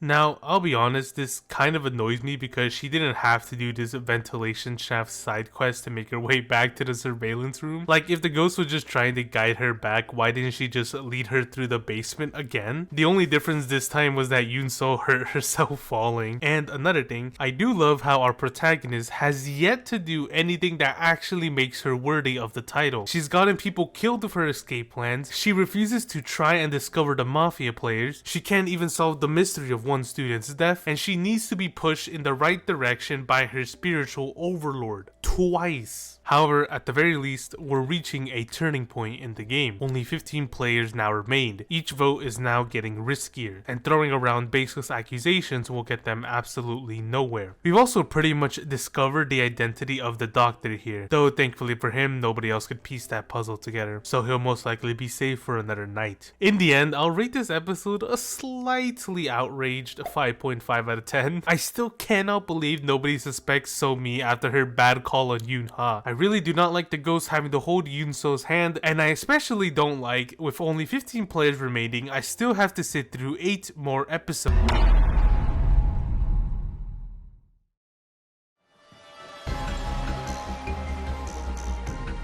We opened this episode in the same place we left off, with Jeon-won attempting to call out to the now seemingly missing Yoon-seo. Both of them are worried as to what the sudden crash could mean, so Jeon-won goes in to investigate while Na-hee stays behind. Meanwhile, Yoon-seo, still blankly eyeing the cameras, suddenly hears someone scroll past the door. She again ignores her survival instincts and attempts to follow it. She continues down the dark corridors until she stumbles into another room. Only this time, an infinite hotel hallway lies behind, the same one from within the facility, and even her dreams. She attempts to call for help via the chat, but her message fails to send, essentially leaving her stranded if she cannot find the door in which she came from. And seeing as how she's already ran around aimlessly, that might prove quite difficult. We then move back over to the candy shop, where the newly assembled revolution tries reaching a decision on how to save Kyung-jun from being voted off. This conversation doesn't last long, as Kyung-jun seems to already have an idea of what to do. Show the class that Woo-ram is most definitely the Mafia. All the while, So-mi and Woo-ram are essentially begging the couple to vote for Kyung-jun. Although Yoo-jun is more than happy to, Jisoo refuses to vote for either of them just yet, meaning so does he. Woo-ram fiercely leaves the room, spotting Mina, who most likely was eavesdropping on the conversation, though he isn't in the mood to argue any further. He's either angry that practically half the class doesn't seem to trust him, or that he's about to get caught and voted off. Jun-hee goes to speak with him, attempting to reassure Woo-ram that he'll convince them, just in case he needed any more evidence that he's the courageous hero of this story, trying to wholeheartedly save his classmate by killing another. Not to mention, if Woo-ram turns out to be a Mafia, he'll look like the most suspicious player. Meanwhile, Yoon-seo continues running through the corridors until she hears a phone ringing from an open room. She runs in, gets locked out, and picks up the phone expecting to hear anyone on the other end. Because if the first 4 times didn't work, perhaps the 5th will. Or I guess not. Defeated, she begins investigating the room, which consists of opening a singular empty filing cabinet and then a random safe on the other side, which just so happens to contain a strange book. The book appears to be a photo album of previous schools that had visited the facility, and that includes theirs. However, the picture appears to blur out the eyes of the class, all except for a singular girl. Yunso immediately flashes back to the ghost, the story of the girl who had taken her own life, and comes to the conclusion that this has to be her. I'll be honest, I wish she came to this discovery on her own instead of having to be guided there, because in the next shot we see that Jeonwon has reached the dead end within the ventilation shaft. That hole Yunso fell through has seemingly vanished, as though it never actually existed, so it was most definitely meant for only her to find. As Yunso continues staring at the photo, something drops from a nearby shelf. She takes the photo, goes to investigate what dropped, and finds yet another hidden shaft, her only way out. Like seriously, why is she being guided through this entire questline? Come on, she's the protagonist, can't she just figure something out herself for once? Like imagine if, spoiler for Harry Potter by the way, Dumbledore just told Harry, hey, there's like 5 other Horcruxes out there, here's the location of each of them and how to destroy them. Good luck. Like what's the point in following a protagonist's journey if their journey isn't even theirs? If their journey is nothing more than a guided questline given to them by some outside force. Anyways, rant over, let's continue. Kyungjun finds Mina and asks about Woo-ram's whereabouts, to which she quickly tells him the 4th floor, alone. Although he would go at this plan alone, he knows Woo-ram wouldn't go calmly if asked, possibly causing a huge ruckus. So instead, he has Mina lure him into the studio room. They're on the same side now, so why wouldn't she help? Back with the others, So-mi continues to try and convince the couple to vote for Kyungjun. Once again, Yoo-jun is very willing, but Jisoo refuses, seeing as how they just can't be sure as to who the Mafia is, and not to mention, they still don't know if So-mi is trustworthy. She might have actually pushed Dong-hyun to his death. Finally, somebody brings this up again, but I still cannot believe they don't trust that Yoonha was being honest when she was literally proven to be a citizen. After she immediately gets heated, Jun-hee takes So-mi out to calm her head. They go to speak with Woo-ram only to find that he has gone missing. It turns out that Mina has already lured him out by claiming Yoo-jun wants to meet with him privately, possibly to discuss the vote without Jisoo. 야, 차여준. Mina is forced to distract the others, which she really can't refuse to at this point. She's already an accomplice in this plan. Inside, the delinquents have already strapped Woo-ram into a chair and are now beating him senseless until he admits to being the Mafia, though of course he attempts to refuse. 씨발 새끼가 어디 가니까 After possibly having been knocked unconscious, Jinha seems to surprisingly appear worried, whether that's because he was actually concerned for his well-being or he didn't want the others to know what they did, though the blood pouring from his head would do the trick. Also, I must say that while this group has been built up as hardcore delinquents, Jinha actually seems to be the only one who slightly differs from the other two. He is the only one who hasn't actually gone any further than subtle threats and shouting, perhaps meaning that while he may be a bad boy on the outside, he could have a tiny little soft spot on the inside, a spot both Kyungjun and Songbin don't seem to have. One of them wouldn't kill because he's too afraid of being voted off, and the other wouldn't kill unless his master did the same. Somehow the group that are also arguably being portrayed as antagonists are the best written characters in the whole show. We then see Yoo-jun and Jisoo contemplating their votes, alongside Mina, who is just there to stall. Yoo-jun begins to get worried, seeing as how it is already past 11. He tells Jisoo they should just get this over with and vote for Kyungjun, because obviously, but Mina steps in to say they shouldn't rush it, since they only need to vote before midnight, secretly hoping they'll have a confession by then. Meanwhile, as the others search for Woo-ram, So-mi has stumbled upon the studio room, which she finds is locked. She calls out for him, but gets no response, seeing as how he's literally unconscious. She concludes that he's not in there and walks away. Yeah, okay, because the studio room being locked with only their classes in the facility is definitely not suspicious at all. While all this is going down, Jeonwon finally returns from her venture into the shaft empty-handed. Yunso is nowhere to be found. Just as they were about to go search outside, she makes a sudden return. This world works in strange ways. Yunso explains to the two what she found, including the pictures she retrieved, which she thinks 우리 학교 선배 같은데 모르겠어. Okay, I know Yoon-seo isn't necessarily the brightest in this show, but it is outrageously obvious that this picture is of their class. It only takes me one glance to match the hairstyles to each student, and I've only known these people for 5 episodes. Just because you can't see their eyes does not mean you can't tell who they are. This is like Miraculous Ladybug's levels of blind. But then that begs the question, the one unblurred girl, who we can assume is possibly the ghost haunting the building, was she a part of their class? Did they all just forget she existed, let alone that she took her own life in the same facility that they are in? Was Hae-Yul actually spitting facts? Jun-hee then barges into the room, not really caring about anything besides the whereabouts of Woo-ram, who is now literally getting stabbed with dull-ass pens. Jin-ha, and now even slightly Sung-bin, get even more frightened at Kyung-jun's current mental instability, possibly even questioning whether or not he is a citizen, though they never dare accuse him. This is only made worse when he retrieves a dirty box cutter, forces the two to hold Woo-ram down, and threatens to literally tear out his eyes if he doesn't confess to being the Mafia. To Kyung-jun's delight and Woo-ram's horror, this threat is the nail in the coffin. 나 마구람인데 나 마피아 맞아. 이주 내가 죽였어. 사람 개무시하니까 그냥 정말 죽이고 싶었다고. 됐냐? 됐냐? 씨발 새끼!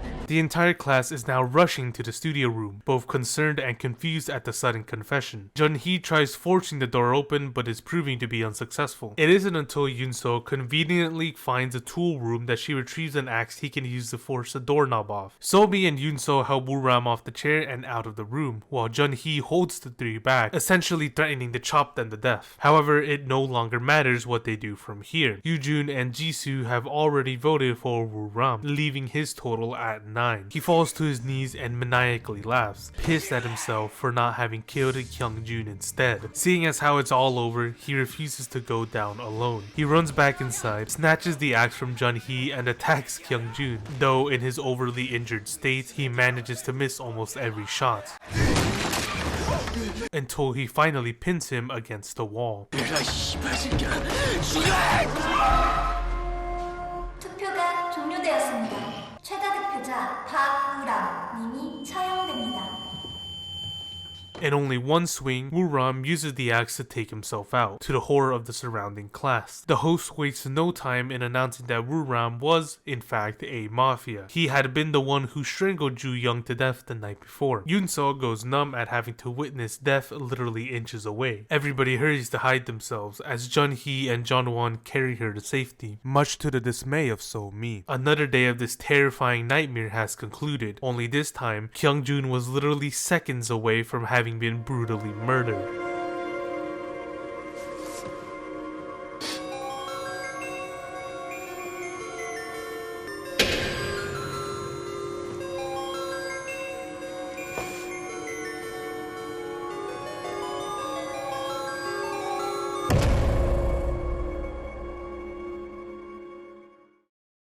Now, there are a couple of things I want to say about this episode, one of which goes in hand with what I've already ranted about earlier, that being just how pointless Yoon-seo is as our protagonist. Like, seriously, she hasn't solved any mysteries on her own, is still nowhere near solving the case of Ju-won's death, has caused the lives of countless students with her escape plan, and now has also been confidently wrong in pinpointing who the Mafia may be. The only purpose she actually serves is in being the ghost's pet for whatever reason. Somehow we've made the actual psychotic delinquent the most trustworthy character in this whole show, because although his methods may be unorthodox, he has actually helped the citizens get one step closer to victory. He has been correct in his wild assumptions more times than Yoon-seo, with that number literally being 1. There is now no doubt in saying that Kyung-jun, Jin-ha, and Sung-bin are most likely citizens. And speaking of Kyung-jun, his character is a bit strange to me. Like, you're telling me he's actually a afraid of dying, even tearing up thinking about how close he was to actually being murdered. But he has absolutely zero hesitation in not only bullying others, but outright torturing them for a confession he couldn't know was 100% accurate. Perhaps it goes to show that he's a bit narcissistic or self-centered, believing he's above everybody else and doesn't necessarily care what happens to anybody so long as he doesn't get affected negatively by it. This could also be emphasized by the fact that he locks himself away from his other two goons, perhaps not even being able to trust them, or if they do get targeted, at least he'll be okay, despite being quote-unquote friends. Onto Woo-ram, this 2-episode storyline now not only went to prove which side is more trustworthy, but also gives us a very good idea as to who some of the remaining Mafia may be. So me, Jun-hee, and again surprisingly, Jong-won were all very adamant in protecting Woo-ram. Not to mention, she didn't need much convincing to vote against Kyung-jun. Also, I do have to bring up the way Jun-hee smirked when he received his role. Like, come on, it's either too obvious or the writers are throwing me off in the most annoying way possible. As for the episode itself, I think it was pretty batshit crazy in all the right ways. The only things that annoyed me have already been discussed. I'm giving this one a decent 7 out of 10. Literally every episode so far has just been average at best. Nothing too crazy if I'll be honest. But now, half the class has seen just how wrong the other half were in assuming Woo-ram was innocent. They've seen how desperate they were to prove it, so they can't possibly, and I mean fucking possibly, ignore the events of this episode.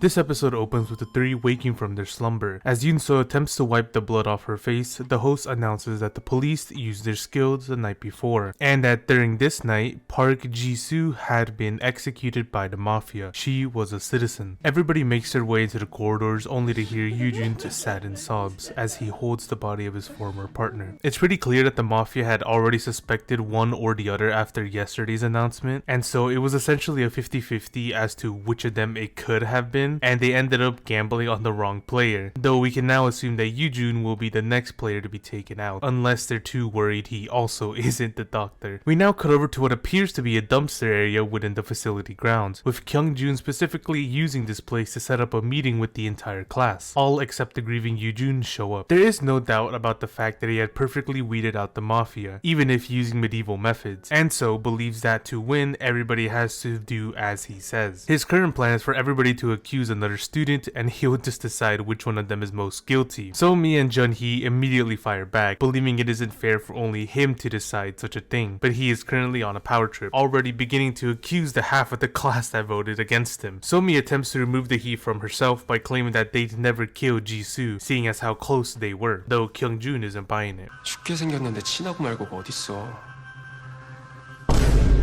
You can see the literal nanosecond Jin-ha was actually worried that Kyung-jun could at any moment turn on him, and nobody wants to be strapped onto the forbidden chair. As Yeon-woo and Yoon-chan discussed the belief that Ji-soo was the doctor, their conversation quickly shifted to that of confusion. If Yoo-jun were the doctor, why hadn't he used the skill to save his girlfriend? Actually, they were the only two in the room, so who else could have killed her except for him? I mean, breaking and entering is a possibility, but I guess that's just too much for their brains to process. Also, it's strange how they believe using the skill automatically heals the next person that dies. If Yoo-jun was the doctor, how could he have possibly known his girlfriend would be taken out next, seeing as how even he was a suspect? Meaning it would have been a 50-50 choice for him as well. Also, perhaps the skill is on a cooldown, seeing as how the doctor used it the night before, and allowing such a skill to be used literally every single round would make the game way too easy. And yet nobody even suspects that's a possibility. As they continue discussing Yoo-jun, the camera pans over to the barred windows where he is seen peeking into the conversation, most likely worried he might be voted off next. However, to pretty much everybody's surprise, Kyung-jun doesn't seem to care about their accusations, and once again accuses Jun-hee of being the Mafia. More so now after he ran around last night like an axe-wielding maniac. So-mi tries defending him, making it clear that he only acted the way he did because he was fooled into believing Woo-ram was a citizen. 무죄 추정 모르냐? 확실한 증거도 없으면서 우기지 마. 내 감히 증거다 이 씨발아. 이 새끼가 마피아 아니라는 증거 있어? I unironically cannot argue with that. Surprisingly, there's currently more evidence against Jun-hee than in favor of. He orchestrated 2 failed escape plans, killed many students because of it, and almost turned into a murderer to defend someone who ended up being the Mafia. If I were in this class, I'd have trouble believing it wasn't him. However, Yoon-seo does seem to actually have proof. Using the facility's surveillance cameras, she'll show the class that Jun-hee was not the one who killed Jisoo. In fact, she'll expose the entire Mafia team. The class gather around the furious coder Jun-won as she boots into the computer's operating system. I mean, turning the PC on would have done the trick, so I don't really see why she needed to boot using the BIOS. Also, if all she was doing was booting into the BIOS, what was she actually typing? Booting into BIOS literally just takes like pressing F2 multiple times while your computer's turning on. And we know it's not a Linux system because she opens up File Explorer and we can very clearly see the aerospace theme of Windows 7. 야 맨사 빨리 좀 해. 존나 느리네 씨. 맨산이라니까. There's a second and last mention of that nickname, by the way. Mensun has been sitting on the sidelines this entire time, but now she has her moment to shine, to show the class what she is truly made of. 뭐야? 잠깐만. 파일이 없어. 누가 찍은 것 같은데. Well, that didn't last long. Someone from the Mafia team must have known about this place and formatted the drive. Also, are you telling me, like with an actual straight face, that she opened up the command prompt, typed 1 line of code, all to open up the file explorer? Maybe she believed there would be way too many files to scroll through, but wouldn't an elite level brain check before getting technical? Either way, the missing files only goes to serve as more evidence against the entire lot. Yoojun even forces himself inside and, looking to save his own skin, fans the flames by asking how Yoon-seo even knew about this room. Had she only discovered it because she came looking to delete the files? Though, as Jun-hee argues, if she deleted the files, why even bring them down here in the first place? And as Jun-won points out, 그래. 그리고 얘 이런 거 할 줄 모른다고.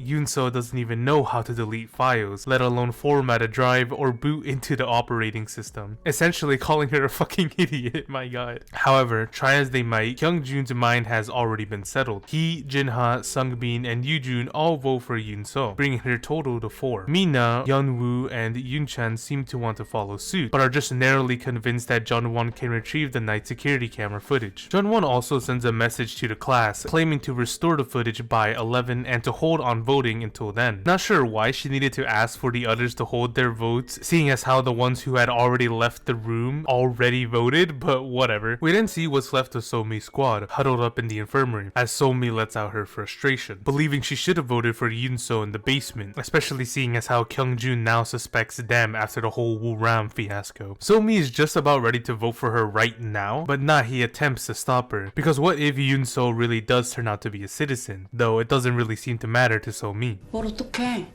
어쩔 수 없는 거지. It's very clear that the hatred for the useless protagonist who continues stealing her man away has swelled up and is now reaching a boiling point. Surprisingly, Na-hee can actually pinpoint her very clear and unfair hatred for Yoon-seo, and for once is actually attempting to defy So-mi's beliefs and accusations. I'm going to give you 3 seconds this time to guess So-mi's response. 야, 혹시 네가 마피아 아니야?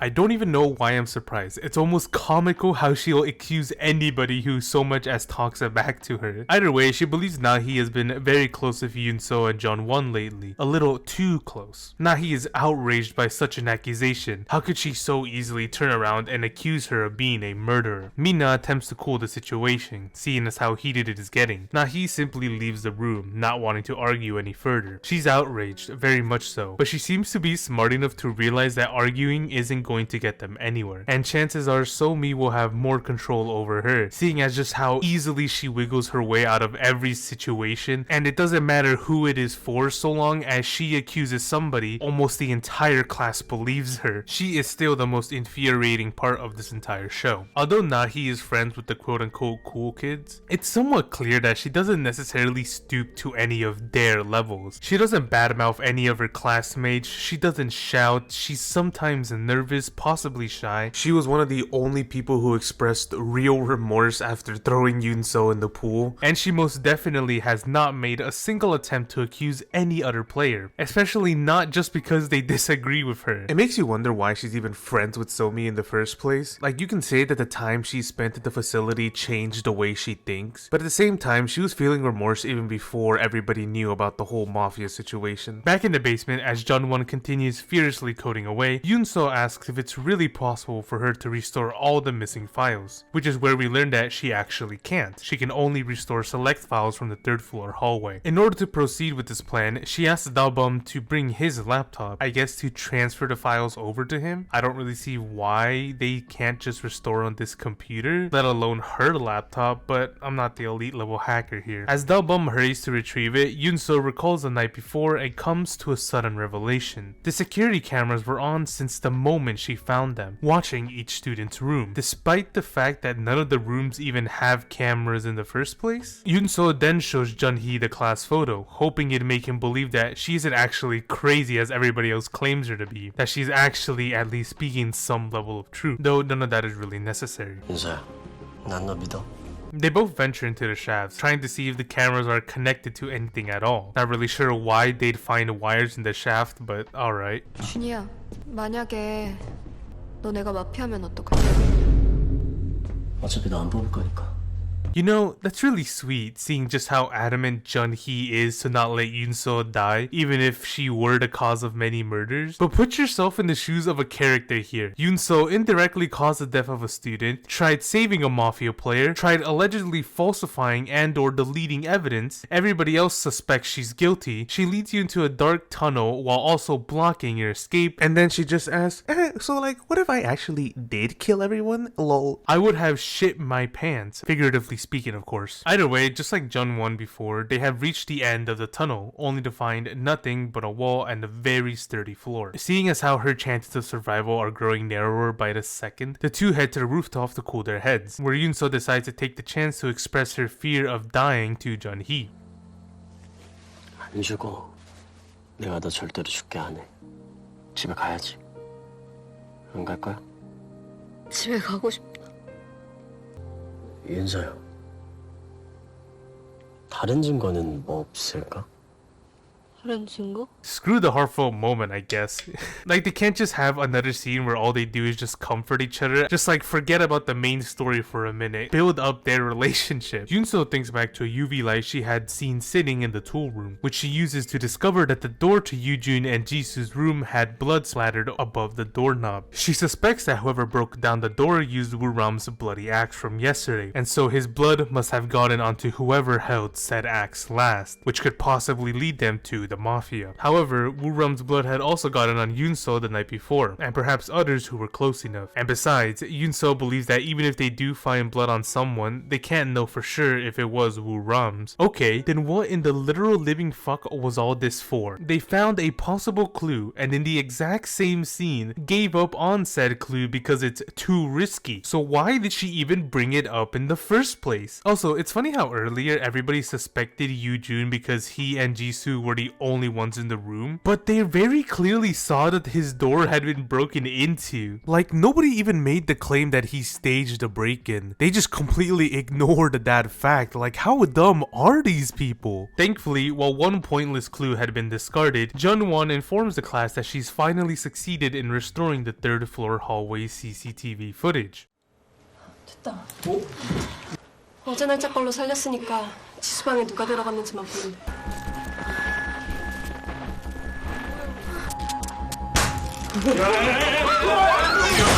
Just as she retrieves the footage, the PC suddenly short circuits. Everybody's not ready to blame Yoon-seo outright, though Yoon-chan thankfully points out the lonely TV sitting in the corner of the room. The screen displays footage of the pool room, where the facility ghost seems to be standing, now clearly looking like a student. Yoon-seo uses this momentum to show the class the photo, pointing out the one unblurred student and convincing them that there really is something in here besides them, a ghost that is most likely the spirit of the girl who had taken her own life, and possibly even even a girl from their own class. The class hurries to the pool room to investigate, but nobody could find the alleged ghost caught on camera. Seeing as midnight is fast approaching, Hyungjun hurries them into voting. However, possibly trying to save Yoon-seo, Jun-hee suggests a new plan, because his last one definitely went down nicely. His idea is that seeing as how a player dies if the majority votes for them, and Yoon-seo has already received 4 votes, what if they tried splitting the remaining votes? That way, Yoon-seo will be tied with somebody else, and therefore nobody will get eliminated as there is no majority. Jun-hee even offers himself up to be the one who ties with her. This is essentially the idea Yoon-seo had earlier, but actually making sense this time. And I must say, this actually sounds like quite the decent plan. The rules clearly state you must vote and that the majority gets executed, but there's never been any mention as to what happens in the case of a tie.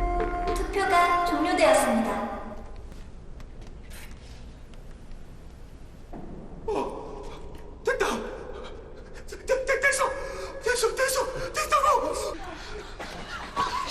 아저씨.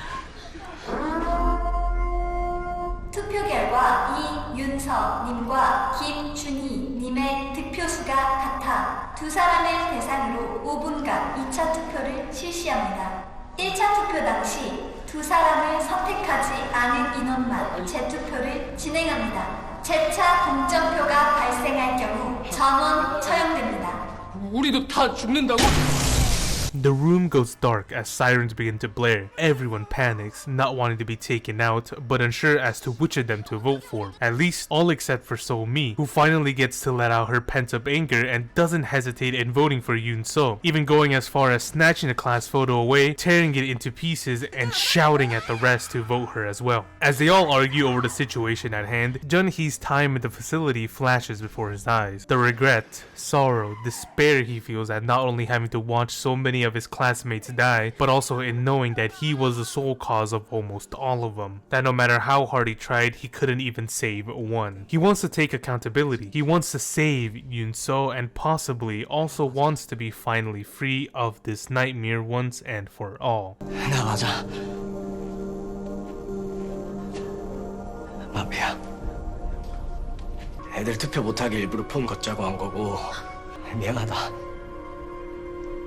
나도 살고 싶어서 그랬는데 사람 죽이는 거 더 이상 못하겠어. While one may know he's only saying this to save her, and the other hates the idea of saving the girl she despises, both So-mi and Yoon-seo refuse to let Jun-hee die, fighting very hard to prevent it. However, the sudden confession has already swayed the minds of the class. With the majority of votes, Kim Jun-hee will be eliminated.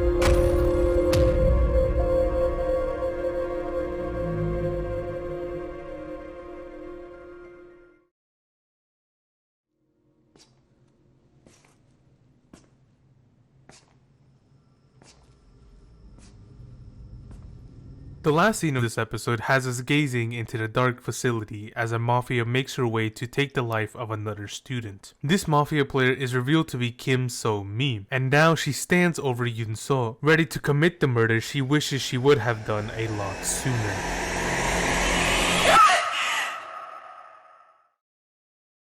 So I have two nitpicks with this episode as a whole. The first is that absolutely nothing has changed in the slightest from episode 1 to now. Everybody is still tossing accusations left and right with hardly any evidence to back up their claims. They ignore the most blatant pieces of evidence like the door handle in Yoo-jun's room being broken, which by the way is absolutely crazy because it is revealed that So-mi actually killed Jisoo, which also means she broke down the door and somehow got through the literal bunk bed that was placed behind it, and Yoonha's accusation of So-mi, who we now know is actually the Mafia. And the one time we do hear a valid accusation, it's only made because Woo-ram tried accusing Kyung-joon. Not to mention, the evidence Kyung-joon used against him literally came out of fucking nowhere. Like, it was hinted at that Woo-ram's feelings for Ju-young were unrequited, but not publicly humiliated and posted online unrequited. What's worse is how literally everybody believes any accusation thrown at another, so long as it's not them being accused. My second nitpick is the fact that this is the last time we'll ever see Jeon-won use the one skill and trait she was given and constantly hinted at in the beginning. She never so much as opens a coding program from this point on. It's also very important to note that Jeon-won is portrayed as the only person who could have booted into the operating system and deleted the files, and she was also one of the only other people who knew about the computer room before Yoon-so told the class. Very suspicious if I have to say so myself. Now, I will give this show a bit of praise. Although they never actually care enough to utilize this fear of water Jun-hee has, they at the very least stuck well to the one trait he was given, that being just how much he cares for his fellow classmates, and most importantly how much he loves and cares for Yoon-so, going as far as to conjure many escape plans or ways to keep everybody alive, even if they don't work in the end, and sacrificing himself to keep his promise. He had the best intentions with every action he's taken, but fate has decided for him to be the accidental cause of countless deaths. And yet, he never stopped trying to find another, hoping next time it might work and they'll all be able to live happily ever after. Sure, you can say it's quite stupid to have that kind of mindset after everything you've seen, but at least you cannot say he didn't try. Whether he was or wasn't actually the Mafia as he confessed, he has finally taken responsibility for all that he's done so far with his death. I also will admit that the contrast between Kyung-joon and Yoon-so's mindset is actually quite good. One wants to escape the facility with everybody and by actually not playing the game, while the other wants to escape this facility with probably only himself and through actually playing the game as it is intended. Besides that, I don't really have many complaints about this episode specifically. It was pretty compelling for the most part, with minor problems I've already discussed, so I'll rate this one a solid 6.99 repeating out of 10. If only we didn't get a pointless scene like the blood above the door handle, if only progress had actually been made whatsoever, maybe this episode would have been rated a little higher. But now, we've officially hit the halfway mark of this drama, and we've also reached the part where I feel like the writers were blackout drunk when completing the next half. Because while the first was actually quite decent and had a lot of potentials with minor problems, the second half dips in quality so quickly by the end of it you're just left wondering what in the actual fuck you just watched and why any of it even mattered in the first place. So, shall we get into it?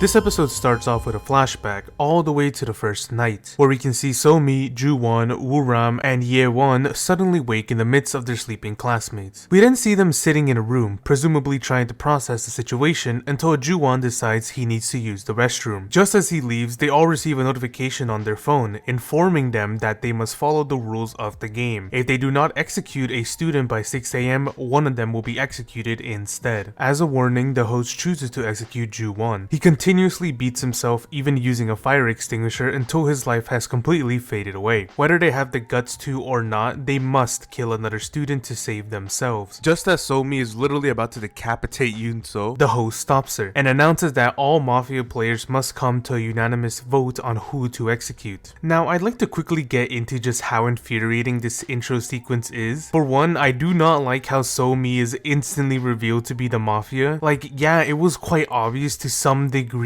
After all, she was the only person tossing accusations left and right to save her own skin, but it also rids the story of one of its biggest mysteries. Now, if we at some point see So-mi being accused, with actual evidence mind you, we won't need to wonder if it could mean anything, like we had to do with Woo-ram, because regardless of what evidence is brought forth, we the viewers now know she is 100% a Mafia, and it'll be even more annoying when she somehow wiggles her way out of every situation. Second, Ju-won's death was not only very underwhelming, but just a quote-unquote accident that occurred because this set of Mafia refused to or weren't yet ready to kill another student. That's all well and good because it does make sense. Like, no matter how evil or creepy somebody may be on the outside, murder is still a whole new territory no sane person could easily cross without a strong motivator, and in this case the motivator is just wanting to stay alive. But I cannot believe that Ju-won's death started as a mystery Yoon-seo attempted to solve and that hung over the heads of the class, and yet not a single one of them cared to even solve it. Like, seriously, this is the last time Ju-won's death is ever mentioned until the final episode, and even then it's only in passing. It's just completely gone after this. I feel as though the story and characters are moving so far away from a mysterious death that happened ages ago now that the writers just wrote in a scene that would explain it away and then just called it a day. Regardless of the reason, Ju-won's death was completely pointless for anybody but the Mafia, seeing as how it only served to motivate them to kill the remaining students so long as they want to survive. Anyways, rant over, let's continue. As everybody wakes the next morning, Yoon-seo, who seems to still be alive, hurries to retrieve Jun-hee's body from the pool. She sits there holding him, wishing she had at least told him how she felt before it was too late.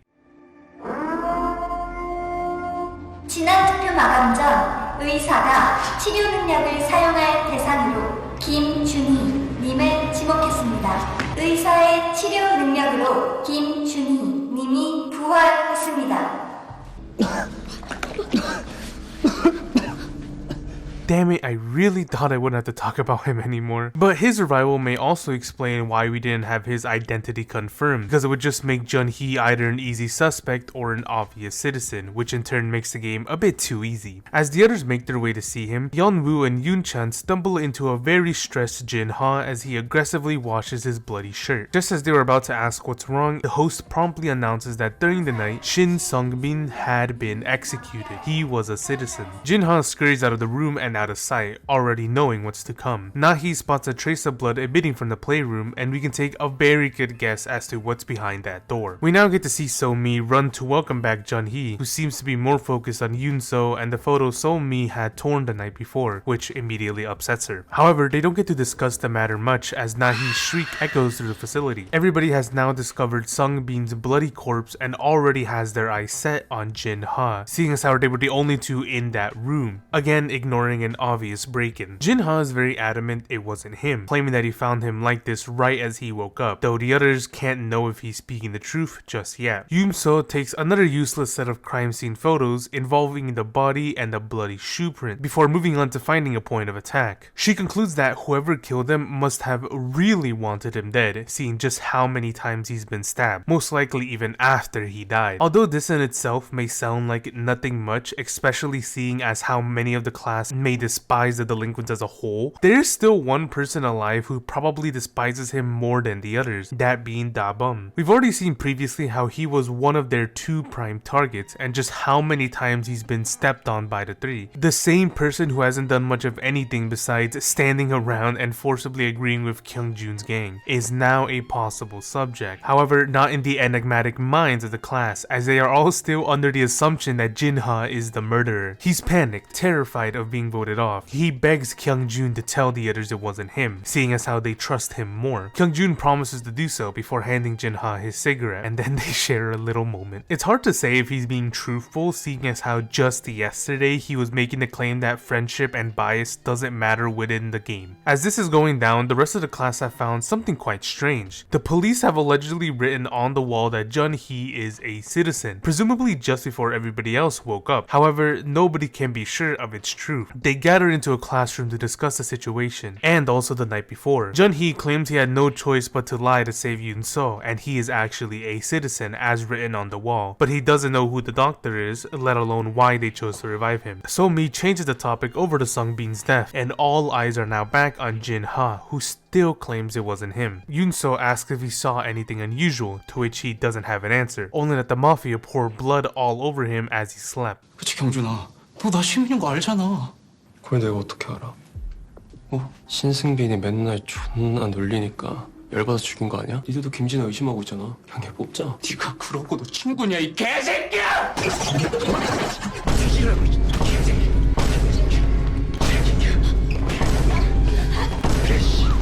빨리 이 새끼 뽑으라고! 확실하게 확실한 것도 아니잖아. 좀 닥치고 빨리 확인을 해. Kyung-joon immediately retrieves his phone, ready to vote for Jin-ha, only to be stopped by Jun-hee, threatening him by claiming that if he continues acting this way, they'll all vote for him instead. Kyung-joo leaves, followed by the rest of the class, all except for Jun-hee, who wants to speak with So-mi in private. He essentially tells her to fuck off, which immediately angers her. 그동안 너한테 어떻게 했는데? 애들이 의심할 때 네 편 들어준 건 누군데? 나야! 너 정신 차려. 이제 내가 너 마피아라고 생각해도 괜찮은 거지? 마음대로 생각해.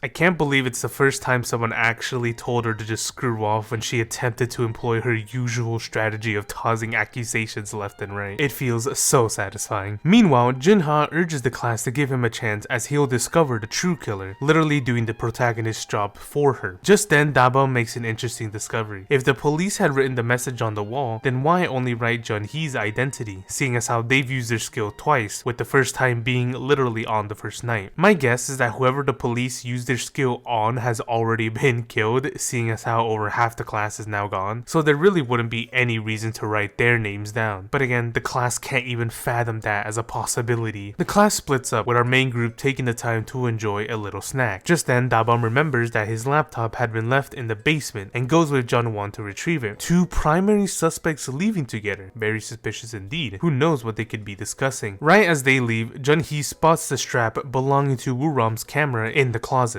He takes it out and reviews the footage, wondering why it appears as though they were frozen in time. A couple episodes too late, but oh well. He then hands it to Yoon-seo, who immediately flips through the gallery only to find that any photo containing students has had their eyes blurred out, just like the class photo she had found. She runs out of the room, essentially coming to a possible discovery. Meanwhile, Jin-ha is still attempting to find the true murderer. He recalls the night before, where Kyung-joon had forced the two to hide in the arcade while he hid in the candy shop alone. Jin-ha believes that only Kyung-joon knew where they were hiding, so there's a high possibility he could have been the true killer. Speaking of the candy shop, we see the remaining students silently enjoying their meals, at least until So-mi forces Na-hee to leave before she could even take a single meaningful bite out of her burger. Kyung-joon then kicks out the rest, looks over his shoulder to make sure they're gone, and takes his set of keys. We then get to see that Yoon-seo's great idea was to merely make her way into the office and snap photos at random, attempting to see if any would result in the same blur effect as before, although none of them do. I'm not really sure how she couldn't work out that the blur is only present in human eyes, but whatever, I don't expect much from her anymore. As she now attempts to plan an alternative strategy, she begins to hear thumps around her desk, which we can assume is the ghost from before. And just like last time, she has a clue to hand Yoon-seo, a tiny golden key. A notification suddenly appears on her phone, telling her to use the key to find the game's host. Do I have to explain why this scene annoys me? I feel like I've already ranted enough about our protagonist's inability to do or discover anything on her own. We then move back over to Jin-ha, because for some reason many different subplot scenes are being tossed around all willy-nilly. He hears Kyung-joon close up shop before opening a small compartment hiding an axe and a small trash bag. This is enough for Jin-ha to now suspect Kyung-joon. We can now move all the way back over to Yoon-seo. As the others walk in, she quickly takes a photo of them and finds that their eyes too have been blurred. She reveals the key she had found, or more like she was given, and believes it has something to do with the message they received, or at least the message she received, as nobody else seems to have gotten anything. What's worse is she can't even show them the message, seeing as how it's already been deleted. For the first time, Jun-won is now reluctant to believe her, seeing as how every lead she supposedly found has all been pointless. Even Da-bum and Jun-hee are having second thoughts. Not necessarily because they think she's full of shit, but because they'd much rather have solid proof they can present to the class, that way she won't be suspected of being the Mafia again. Yoon-seo decides this proof could be the photo album she discovered earlier and is ready to go retrieve it. Meanwhile, we now jump outside, where we can see Yoo-joon scrolling through old photos of Jisoo and reminiscing about the time they spent together, possibly even imagining the time they could have spent had she not been taken so soon. He is ready to step over the line and break the rules, however is prevented from doing so due to his overwhelming fear of death. As he quietly sulks, he spots Kyung-joon passing by, and Jin-ha following right behind, axe in hand.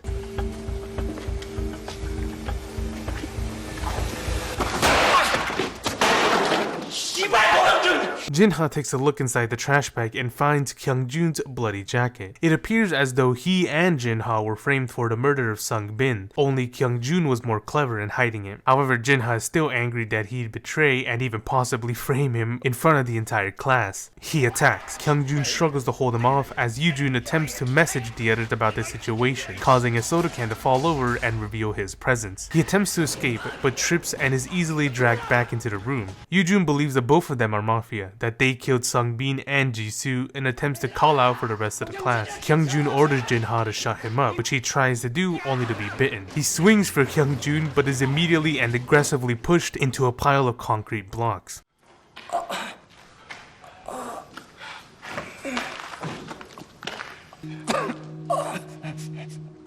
Seeing as how he's very quickly bleeding out, and with the possibility he might rat them out if he survives, Kyungjun decides they must take him out right here, right now. Yoojun attempts to plead for his life with the little strength he has left, but Kyungjun's mind has already been made. Although he struggles and has to look away, he repeatedly bashes him on the head with a nearby brick, before handing Jinha another and forcing him to finish the job.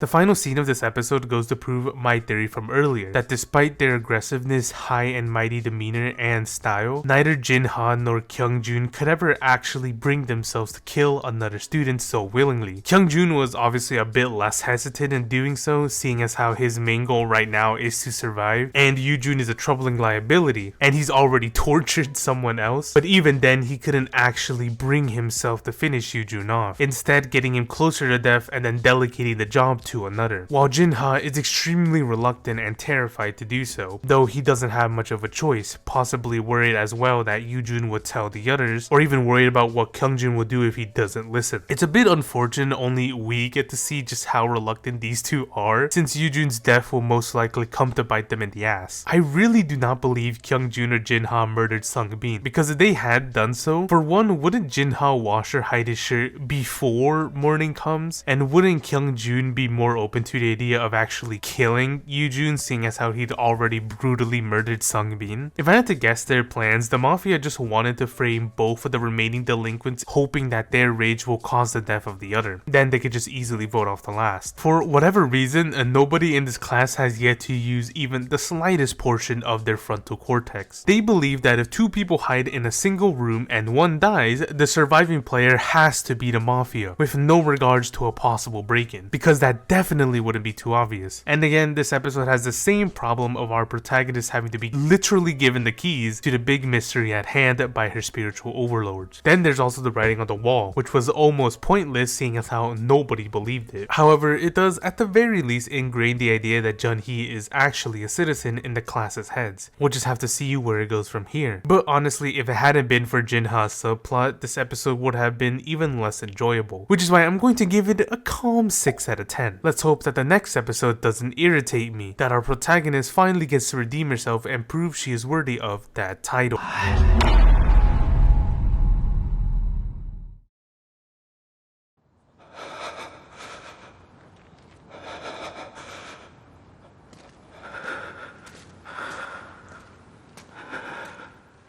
This episode opens with Yoojun as he continues to bleed out. Looks like not even Jinha could fully finish the job. Yoojun's time in the facility flashes before his eyes, from receiving the doctor role, though telling Jisoo he was just a citizen, to choosing to save himself after seeing the first pair of students die after attempting to escape, and then finally to him trying to use his skill on Jisoo, but only after she was already dead, and even before the 48-hour cooldown timer had been completed, all the way to when he was creepily watching Yoon-seo and Jun-hee from a distance, perhaps reminiscing about Jisoo and how he felt after losing her, which is why he would subsequently take the risk and choose to heal Jun-hee, he too not even knowing if he truly was a citizen or a Mafia, and now finally to his painful death. If I'm going to be honest, Yoojun's death is quite underwhelming. I believe it would have probably hit harder if he was at all more active in this show, let alone had an actual personality that wasn't just to succumb to anything people told him. him. He's not like Jun-hee running around attempting to save everybody, or Woo-ram trying to make himself seen or safe. Yoo-jun was literally just walking around doing a whole bunch of nothing until he was tossed into the spotlight as the most obvious doctor in the world. I really don't have much to say about him. He was practically bordering the line of just being a background character. However, I will add that it is quite interesting how he didn't trust his girlfriend enough to tell her that he was a doctor, showing just how terrified for his own life he was. Either way, let's jump over to the facility, where Yoon-seo can be seen trying to find the photo album, though it seems to have mysteriously disappeared. At that moment, the host announces that Yoo-jun has died, and that he was, in fact, a doctor. The class goes to check on his body, and deduces that he was murdered, well obviously, but by who is still unknown. Yoon-seo is determined to pinpoint the suspect, perhaps believing it'll lead them to the true killer of Sung-bin, and in her investigation, finds not only a bloody footprint, but also a strangely perfect mold of the bottom of a shoe, not to mention the murder weapon. However, all of this is temporarily put on hold when Yoon-chan discovers even more writing on the wall, with this one claiming that Jun-hee and Da-bum are Mafia players. Everyone quickly believes the new accusations are true, simply because the police wouldn't name a citizen, only Mafias, because there is a 0% chance their skills wouldn't have been accidentally used on citizens. My god, these people do not think. Yoon-seo, however, thankfully, believes this new set is a fake, seeing as how it appeared only after Yoo-jun died. Not to mention it's literally written in a different type of ink. Kyung-jun is tired of this little game. He tears the new message apart and just outright asks for the police to show themselves. Yes, because that was definitely going to work. 그럴 필요 없어.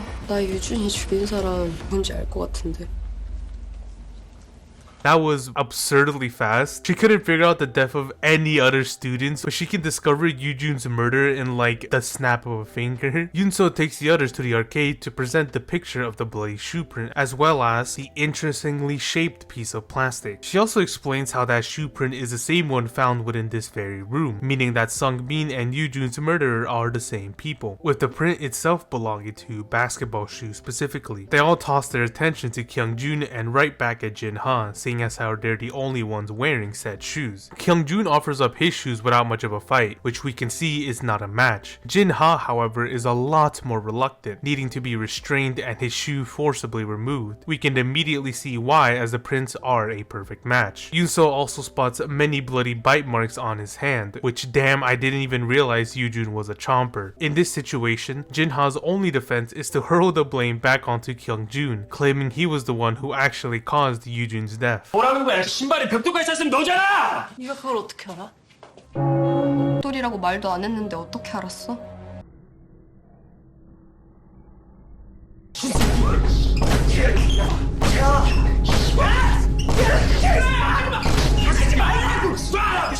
Kyung-jun once again just takes this moment to beat everyone's ass, especially Jin-ha, seeing as how there's no Hyun-ho to stop him now. The only way he can be restrained is through using Yeon-woo's entire body weight. Either way, once he calms down, he spots something quite odd. The red marker used to write the second message on the wall was in Jin-ha's pocket this whole time. Could he have written it himself? Jin-ha immediately pleads for his life, while everybody else seems about ready to vote in an instant. However, since Kyung-jun is also guilty of Yoo-jun's murder, Jun-hee holds the vote and wants to wait until 11 p.m. In the meantime, Jin-ha and Kyung-jun are to wait locked inside a dorm room without their phones and Kyung-jun's set of keys. Everybody puts out their hands, including the very nervous Da-bum, and although he doesn't give up his keys, he slaps his phone on Da-bum's palm specifically.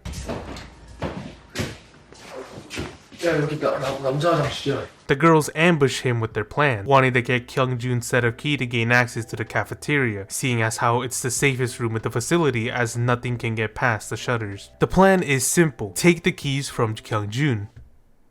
That's literally it. While I can see Mina and Da-bum going along with it to simply protect themselves overnight, it's pretty clear So-mi is only here to grab a hold of the most helpful tool. If the Mafia have the keys to the quote-unquote safest room, there's no possibility anybody could hide within. It'd literally be a free game. We then move over to the infirmary, where Yoon-seo is softly treating Jun-hee's wound and Jun-won is just there the third wheel. As they leave, Yoon-seo spots a strange substance known as povidone, according to the translation. A substance that that not only contains a brush, but looks strangely similar to the writing on the wall. And according to Google, povidone is used on wounds to decrease the risk of infection. I do believe it is safe to say that whoever wrote the message, whether they were actually the police or not, must have either been very familiar with the infirmary room and its many items, or just took a random bottle without much thought. I can very safely deduce that the mysterious writer is none other than Na-hee, the one person who spent almost half the show in the facility's infirmary. Now, whether she's actually the police or not is another question left unsolved for now. But let's at least hope Yoon-seo keeps this bit of evidence in mind and actually uses it to solve something. Anything. We then move on to a simple deliberation scene where the class discuss who seems more suspicious, Jin-ha or Kyung-jun. In the end, Yoon-seo wonders why when a mafia kills someone overnight, it's pronounced as executed. However, when Yoo-jun was killed, the host simply said they died. It's actually quite an interesting observation at first glance, and one that nobody even takes into consideration and quickly forgets about because So-mi starts shouting again. But the honest answer probably is because Jin-ha nor Kyung-jun actually killed him, but instead just let him bleed out on his own. As midnight slowly approaches and the two suspects grow anxious, the class finally comes to a decision on who to vote for. Jun-hee and Da-bum volunteer to return each of their phones, while everybody else goes into hiding. Something you might find quite interesting is how Na-hee is actually hiding with Jeon-won and Yoon-seo. As we can see, she has clearly changed sides, and all for the better. She and Mina are the only two female characters that I don't despise the writing of, and Mina is only included because she literally doesn't do anything. Immediately after retrieving his phone, Jin-ha votes for Kyung-jun, and while the votes are no longer announced, they're still displayed on their phones.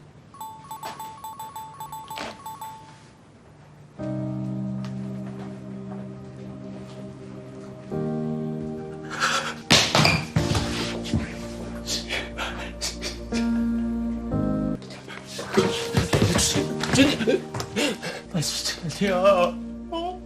나 진짜 시민이라고. 나 진짜 죽기 싫어. 진아야, 예준이도 살고 싶었을 거야.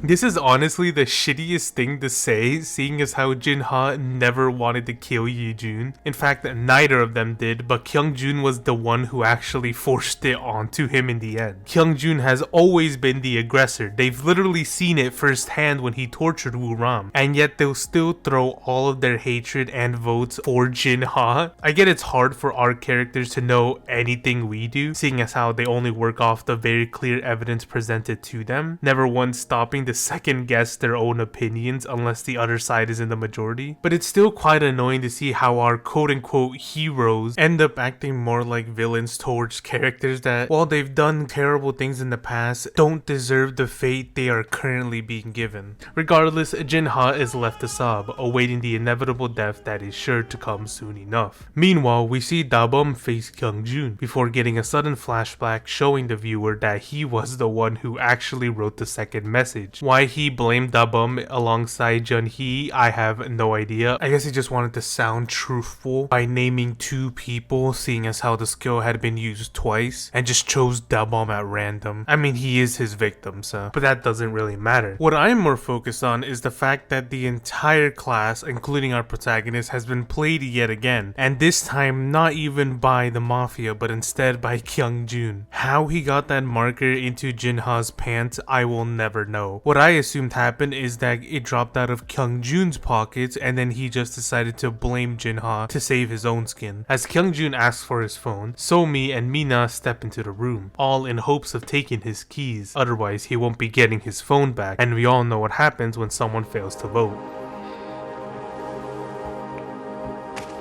우리 당을 많이 컸네. 응? 협박도 할 줄 알고.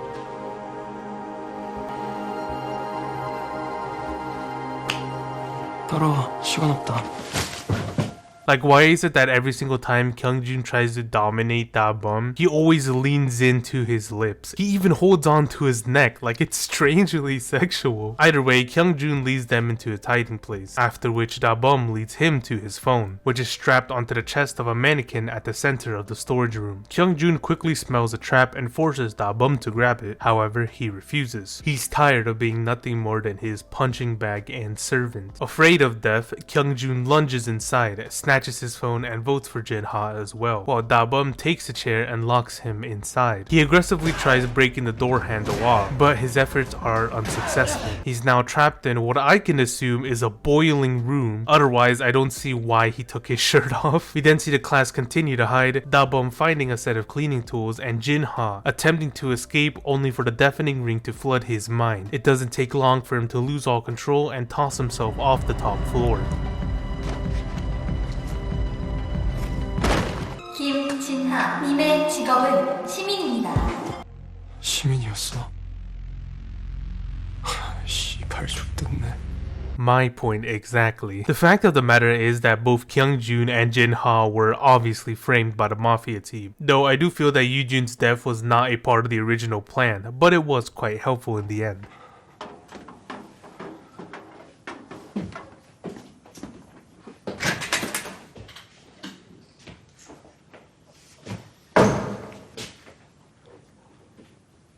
넌 내가 죽일 거야, 이 씨발 새끼야.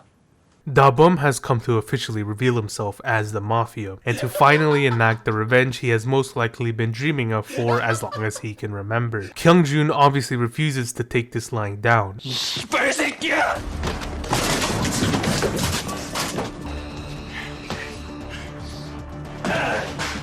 And for a while overpowers Da-bum and quite literally almost strangles him to death.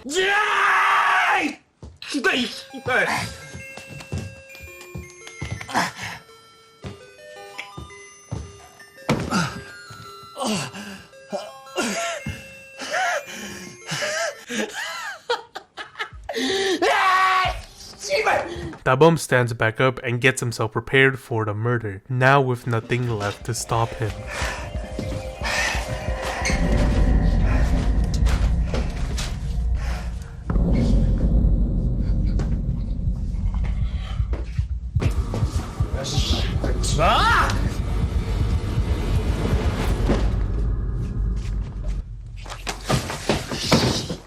Thankfully, it was only a little jump scare, and this time Kyungjun has actually been knocked into a deep sleep with no hope of waking up. 경신아, 사람이 죽을 때 청각이 제일 마지막까지 살아있대.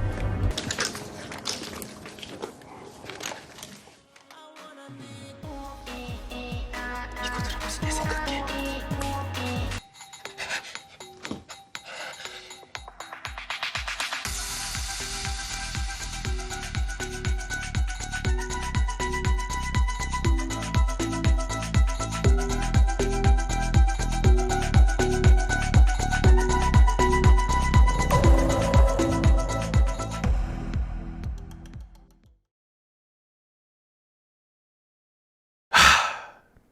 What the fuck? Alright, let me just get a couple of things right. So you're telling me that for the first and only time ever within this show, someone was able to wake themselves up after having been knocked unconscious? It's never explained, never foreshadowed, never so much as mentioned again, and didn't even serve any purpose whatsoever, other than maybe causing Da-bum to momentarily shit his pants. I swear to God, you better not give me that he was just sleepwalking, because he walked directly at Da-bum and perfectly grabbed a hold of his neck before falling over. And if you really want to count Ju Young's death as foreshadowing, the thing you have to realize is that Ju Young was struggling because she was literally being strangled. Kyungjun just woke up on his own after immediately falling asleep. This was literally a confusing scene that I cannot imagine why it was even included. Next, you're seriously telling me that for the umpteenth time in a row, our protagonist has done nothing right? right? Like, yeah, she solved the death of Yoo-jun and also pieced together the clue left in Sung-bin's murder. However, wouldn't you know it, the clue left behind was literally planted by the Mafia. And while Yoo-jun's death was most likely an accident, it only ever played in the Mafia's favor. It is actually hilarious how our detective protagonist was finally able to solve a mystery on her own, only for it all to have been purposely planted by the Mafia. In reality, she only helped the enemy succeed. Like, how is she still unable to see when she's being led on? It's crazy to me. Oh, I know, it's because that's her entire personality. Someone gives her clues and she blindly follows it, regardless of where it'll end up. I also do not like how this show is literally incapable of being subtle. It was super obvious Somi was a Mafia, despite what everybody else in this class would like to think. It's increasingly possible that Jungwon may be the Mafia, seeing as how she tried protecting Woo-ram. She was one of the only other people who knew about the camera room before Yoon-so told the class. She is the only one who supposedly knows how to actually boot into the operating system and format a drive, and she took an earlier moment to speak with Da-bum privately, who we now know is the Mafia. It was also very obvious that Yoo-jun was a doctor simply due to his demeanor. It is now mostly obvious that Nahi was the one who wrote on the wall, and if what she wrote is to be believed, then she is also the police. And it was literally obvious from the beginning that Da-bum was a Mafia. I know, this may come as a surprise to you all, and it's not because he so desperately fought to keep his identity a secret, no. Let me just show you how I figured it out before I even watched the show. True crime. True crime.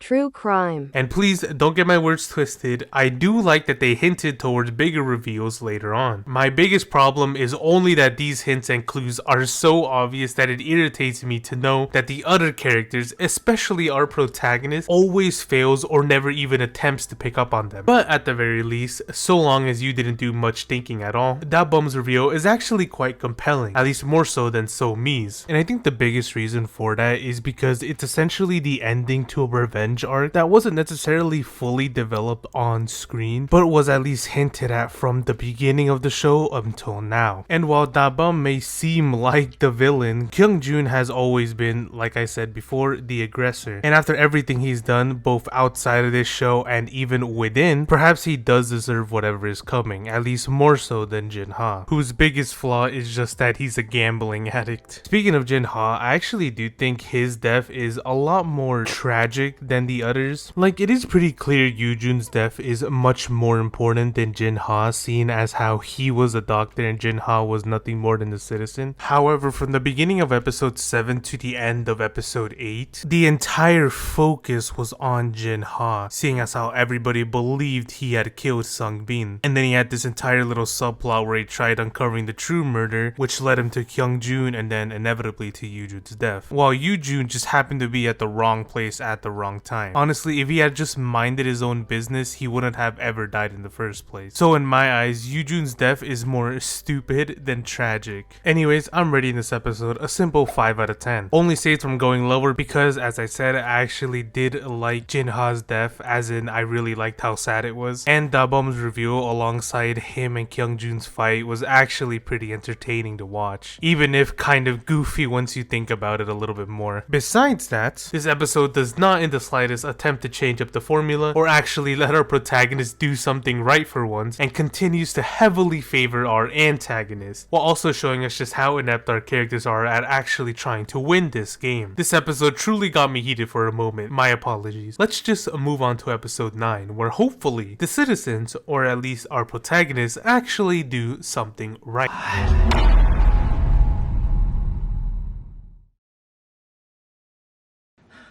주원아, 한 번에 갈게. 딱 서. 나. This episode, like any reveal, starts off with the moment Da-bum received his role in the middle of his bully session. We then get to see him brutally stab Sung-bin, letting out all his frustration from the years prior, before wiping him with Kyung-jun's jacket and allowing So-mi to plant the incriminating but false evidence. Honestly, my only question is when exactly did they get Kyung-jun's jacket? The last time it's ever seen is right when they knocked out Woo-ram. After that, it's mysteriously gone and doesn't show up up until this moment. Perhaps he left it in the studio room and never bothered to retrieve it, who's to say. Now we're back to the present day, where Da-bum is attempting to convince So-mi and another Mafia player off camera to kill Kyung-jun. They all agree and he gets to work, even being hit with a rush of something, most likely adrenaline or euphoria, or probably both, especially now that he knows he has the most power within the class. Morning soon comes and the host announces that Ko Kyung-jun has been executed the night before, and that he was, in fact, a citizen. Good job everyone. The class separates and privately begins discussing where to go from here, knowing full well that if they don't vote one Mafia out tonight, it's essentially game over. Da-bum takes this opportunity to toss the blame directly at Yoon-so. After all, Jin-ha and Kyung-jun only died after she suspected them. Not to mention, it's strange she's always hurrying to move the bodies to the freezer. Meanwhile, So-mi seems to also be working with the same plan, attempting to convince Min-na and Na-hee that Yoon-so is the Mafia, essentially because she's insane, and Kyung-jun also said she was one. I mean, he called the entire side that voted against him, including So-mi, suspicious, but she'll still focus on Yoon-so if given the chance. Na-hee doesn't seem to trust her judgment, while Min-na doesn't seem to even be listening. Something else seems to be filling her with doubt. She takes So-mi to the cafeteria, where she explains her belief that Da-bum is a Mafia, seeing as how only they knew where Kyung-jun was, and how nobody else would want to kill Kyung-jun more than him. So-mi obviously attempts to defend him, though even her logic is faltering a tiny bit. However, she's miraculously saved by Yeon-woo's one and only personality trait. 설마 둘이서 여기 있는 거 다 먹으려고 그랬지? I don't understand why these writers favor her so much. However, this scene does at least tell us that Min-na is most likely a citizen. Otherwise, she wouldn't have suspected Da-bum in this manner. Anyways, the only player who doesn't actually want to make the slightest attempt to discover at least one Mafia player is Yoon-so, who is still very much focused on using the key she was given to find the host of this game. The three search the office for anything with a matching keyhole, which is when Jong-won finds the very obvious locker by the door. However, the key doesn't seem to be a match. 잠시만. 안 되네. You don't fucking say. How about next time you try pushing instead of pulling, genius? Like, I genuinely cannot tell if this was an attempt at comedy or if Jun-hee was just actually an idiot. They go to the storage room to find tools they can use to force it open. As Jun-hee searches the filing cabinet, he finds Kyung-jun's phone hidden within a lonely set of ropes. The same phone that he handed to Da-bum. It's all finally coming together. All the while, Yoon-so continues searching the office until she hears a lock click. She finds that the locker has suddenly unlocked itself, inside of which sits a single box with yet another lock pertaining to the key she had been given. She opens it, looks inside, and finds the same class photo from earlier, only this time all of their faces have been unblurred, so there's absolutely zero doubt that this is in fact their very class. She receives another notification on her phone, revealing the game's host, Park Se-yoon. The lights in the facility begin to flicker as the rest of the class receive the same notification. A tsunami of memories come flooding into each of their heads, with Jun-hee specifically having the most horrific one of all, having to watch Se-yoon take her own life. They all gather to discuss the sudden revelation, wondering how Se-yoon could be the host when she is dead, let alone how they had forgotten about her in the first place. And nobody seems to question how she even made this game in general. So-mi doesn't care about any of this whatsoever, still under the impression Yoon-so is keeping many secrets to herself, especially because her and Se-yoon were very close, while the others were simply her classmates. Some of them didn't even talk to her, so why are they even being made to play this game in the first place? They're essentially asking why they're being punished while she took her own life. Jong-won, however, claims that the rumors never said she took her own life, but instead that she was killed. Then Yeon-woo claims he heard someone had pushed her. I mean, Jun-hee's memory would literally disprove that, but alright. Yoon-so now has a theory. What if she's trying to tell the class that someone within these walls were the ones who caused her death?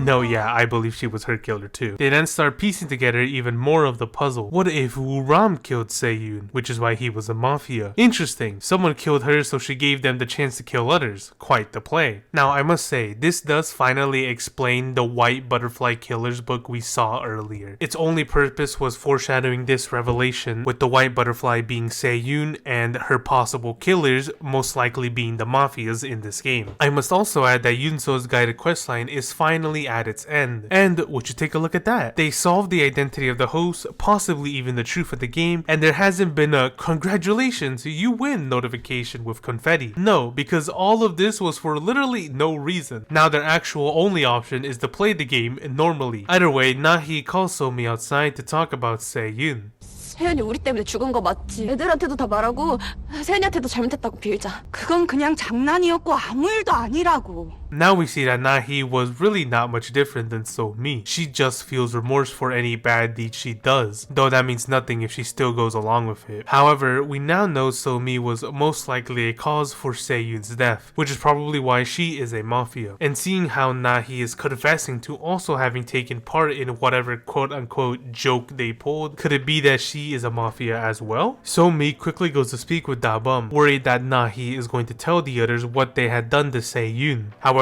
Da-bum doesn't seem to care, despite the fact that he too threatened her. 그거 지금 너 말고 누가 아는데?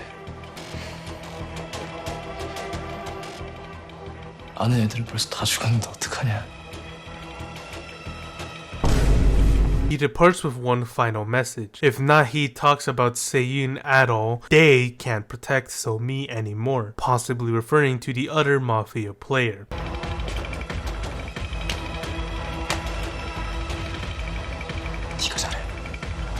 With the power rushing to his head, he's literally transformed into the one person he hated most. Da-bum is unironically the only character in this entire story who is now completely different than he was when he entered the facility, which sucks because all of that character development happened mostly off screen. We only get to see the beginning and the end while the flashbacks quickly fill in the middle. Speaking of Da-bum, Jun-hee reveals Kyung-jun's phone to Yoon-so and Jun-won, claiming that Da-bum went to return said phone, and now it seems suspicious that it is left abandoned. Yoon-so then finally uses her head and realizes that both Jin-ha and Kyung-jun were set up, and that they've all been completely fooled. A little late for that discovery, but I'll give it to her either way. But it is a bit strange, seeing as how they could have just as easily framed only one and then killed the other, similar to how it actually played out. If I had to guess, they only intended to frame Kyung-jun, but after returning Sung-bin's body, the excessive amounts of blood got on Jin-ha, with the shoe print having been made as he attempted to leave the room.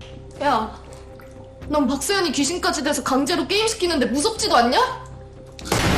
So-mi lets out her suspicions for her fellow mafia, claiming that he might have something to do with Se-yoon's death because everybody thought he had a crush on her. Crazy thing to reveal all of a sudden. However, it is clear that this was just out of frustration and quickly disregards this statement in favor of winning and instead suspects another player.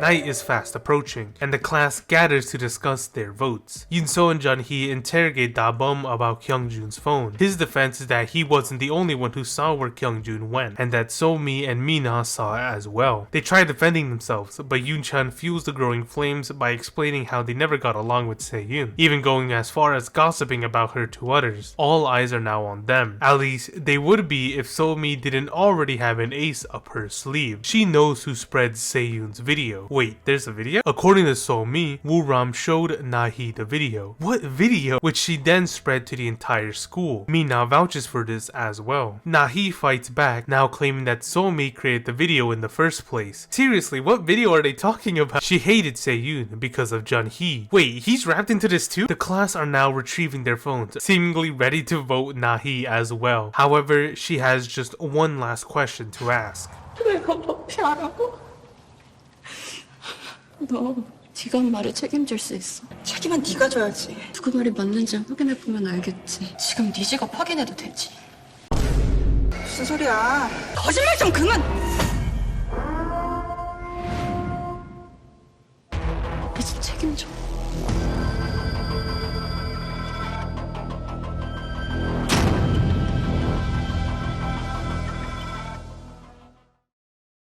It all makes sense. She used the povidone to write the message on the wall. She did it to reveal that Jun-hee was a citizen so they wouldn't mistakenly vote him off again. Quite clever she is. It's really unfortunate she had to forcibly confess to being the police because, for the millionth time, So-mi was about to literally escape yet another accusation by just throwing the blame onto somebody else and shouting. Had Na-hee not been the police, nobody would have suspected So-mi, and that idea absolutely infuriates me. And now she will 110% be killed tonight. There's just no way the Mafia could allow her to walk free. Another thing, why did Se-yoon force Yoon-so to complete an entire side quest only to reveal her identity through their phone's notification? Why didn't she just do that from the start or even much earlier? Why did Yoon-so have to find the unblurred class photo? And the story we were all told to believe was that this mysterious girl took her own life within the facility. The class photo even proves she was here with them. However, from the little glimpse we saw of Jun-hee's memory, she literally jumped off a bridge. Why set up this story if you're going to change it halfway through? Why didn't you just say she jumped off a bridge from the beginning? What I also find strange is how they now make it clear that the Mafia players all seem to have a hand in driving Se-yoon to her own death. However, Na-hee, who doesn't seem to deny spreading the video, is given a police role instead. I don't really get that. I guess we'll have to see what answers we get later. But what I find funny is how the two most timid characters, Ju-won and Da-bum, allegedly had a hand in driving her to the game over screen. But the three delinquents, especially the psychotic Kyung-jun, didn't. That's the real plot twist of this story. The final thing that tickles me the wrong way is how, yet again, our protagonist has little to do in helping her team, let alone fighting against the antagonist. Jun-hee was the one who discovered Kyung-jun's phone and suspected Da-bum in the first place. She just went along with it. Yoon-so never suspected So-mi. In fact, she doesn't seem to suspect almost anyone, so instead, Na-hee had to slide in here and save the day. Her entire journey of trying to find the host has finally paid off, even if it was guided, and yet literally nothing changed besides their memory of Se-yoon returning. And you cannot say that her finding out the truth and regaining their memories helped them find out that So-mi was the Mafia, because although they had their suspicions, they completely ignored it because So-mi threw the blame onto Na-hee. Na-hee is the only reason they even know she is the Mafia. And we already know that this won't apply to Da-bum because he claimed that he's already killed everyone who did know about his crush. Who knows, perhaps maybe it'll come back to play in finding out the last secret Mafia. In short, this episode gets another solid 4 out of 10. At least we can now infer what the White Butterfly Killer book from the beginning referred to. But also this sudden talk about a video and spreading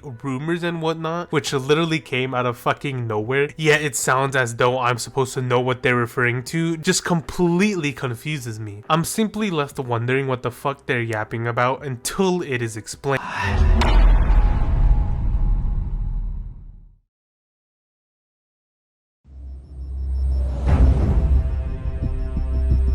We open right where we left off. Mina attempts to persuade Na-hee to not suspect her, but unfortunately, her name is not So-mi. Da-bum piles onto the previous claims by claiming that So-mi used him to kill Kyung-jun. Yoon-chan now also resents her for killing Yoon-ha, which took a bit too long, don't you think? Jun-hee is the first to vote, followed by the others. Seeing as how it's essentially game over, So-mi attempts to pull off one final move. 누가 마피아인지 알아? 아!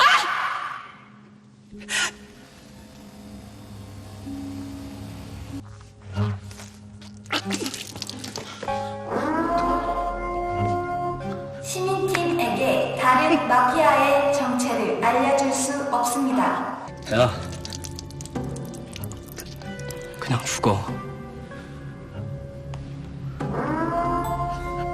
임은찬 님이 김소미 님에게 투표하였습니다. The final vote is left to Yoon-so. She pleads for her to spare her, as if one vote would save her at this point. This honestly seems like the first time in probably her entire life where So-mi sees Yoon-so as anything other than a bitch. Regardless, Yoon-so votes for So-mi, and with that, she will be executed. And there's no need for the host to tell us that she is, in fact, a Mafia. So-mi attempts to escape, but is stopped by the sudden sight of the white female statue. For the first time, she's finally feeling some level of remorse for what she had done to Se-yoon. However, it's pretty clear she only feels this way hoping she'd spare her. Soon enough, the deafening ring overtakes her mind. She reaches down for the rope, ties it around her neck, and takes her own life, now leaving only 2 Mafia players remaining, with the only confirmed one being Da-bum. You know, it might sound a bit morbid, but I am so fucking happy she's finally dead and irritated how close she was to actually escaping. At least now I will no longer have to deal with the complete bullshit that is the favoritism towards this character. Like, come on, even if she were a citizen, she still killed Kyun-ha. So why did it take until her identity is fully revealed for anybody to get mad at her, let alone suspect her? I just really don't understand what they were trying to do with this character besides making the viewers' blood boil. Anyways, the next scene is of Nahi on the rooftop. We flash back to the moment she received her role, and when she carelessly used her skill on Yoon-ho, before using her skill once again to check Jun-hee's role immediately after the entire voting fiasco. We now know for sure Jun-hee is actually a citizen, which is why she wrote that message on the wall, to avoid another mistake. She meets Jun-hee on the rooftop, most likely to discuss a plan alongside repenting for not using her role effectively despite having the strongest skill. Night soon comes, meaning it is time for the Mafia to make their move. We see Da-bum glare at So-mi's corpse, either with pity or disgust. After all, she literally threatened to just expose them all. He speaks with the other Mafia, who is still out of frame, and suggests taking out Nahi next, which we obviously saw coming. We cut to the next morning, where a fully awake Jun-won wakes a still sleeping Yoon-so. The host wastes no time in announcing that during the night, An Nahi had been executed by the Mafia. Jun-hee is the first to find the body, most likely because Nahi had revealed her hiding place to him the night before. As Yoon-so begins the moving process of So-mi's body, Yeon-won starts to wonder why the game hasn't ended when they've discovered the secret already. This might sound crazy, but perhaps the reason is they just need to play the game. While this discussion is going down, Jun-hee sits alone in the bathroom, thinking back to the last time he had seen Se-yoon. During an innocent walk, he noticed her on the bridge overhead, seemingly climbing over the railing. Jun-hee attempts to stop her, though she clearly doesn't want his help. He instead moves over to a rescue, only for his abundant fear of water to prevent him from going any further into the river. He was left able to do nothing more than call the paramedics and watch as her lifeless body gets taken away. She had drowned. Again, contradicting the story we heard earlier, but I really don't expect much anymore. Seriously, like, I understood the facility is important because that was where she took her own life, but now that we see it actually wasn't, what importance does the facility serve besides just being a playground? I also can't imagine this bridge is anywhere near the facility either, judging by the literal city backdrop. And secondly, I really hope you haven't forgotten that Jun-hee has an overwhelming fear of the water. The first time it's ever mentioned is in episode 1, and the second time is now on episode 10. And no, his fake death scene doesn't count since he doesn't actually face his fears. He didn't even have control of his body. However, this might at least explain why Jun-hee so quickly forgot his fears and dove straight into the pool to save Yoon-so. He was most likely afraid of repeating his previous mistake. I just wish that was at least slightly hinted at about 7 episodes ago, so it doesn't feel too sudden. It makes you wonder though, if Jun-hee was at least trying to save Se-yoon, like he has his own problems too, you know. Why was he forced to participate in this morbid game, let alone as a civilian, suffering with the knowledge that at any moment somebody else could take his life as well? Maybe Se-yoon is the real villain of the story. Anyways, we see the group continue discussing the situation at hand. Yoon-chan wonders if Mina and Da-bum are planning a strategy, seeing as how they're completely absent and were the ones alongside So-mi who stole Kyung-jun's set of keys. He even gets this idea. 아니 마피아 새끼들이 우리 못 죽이게 뭐라도 해야지.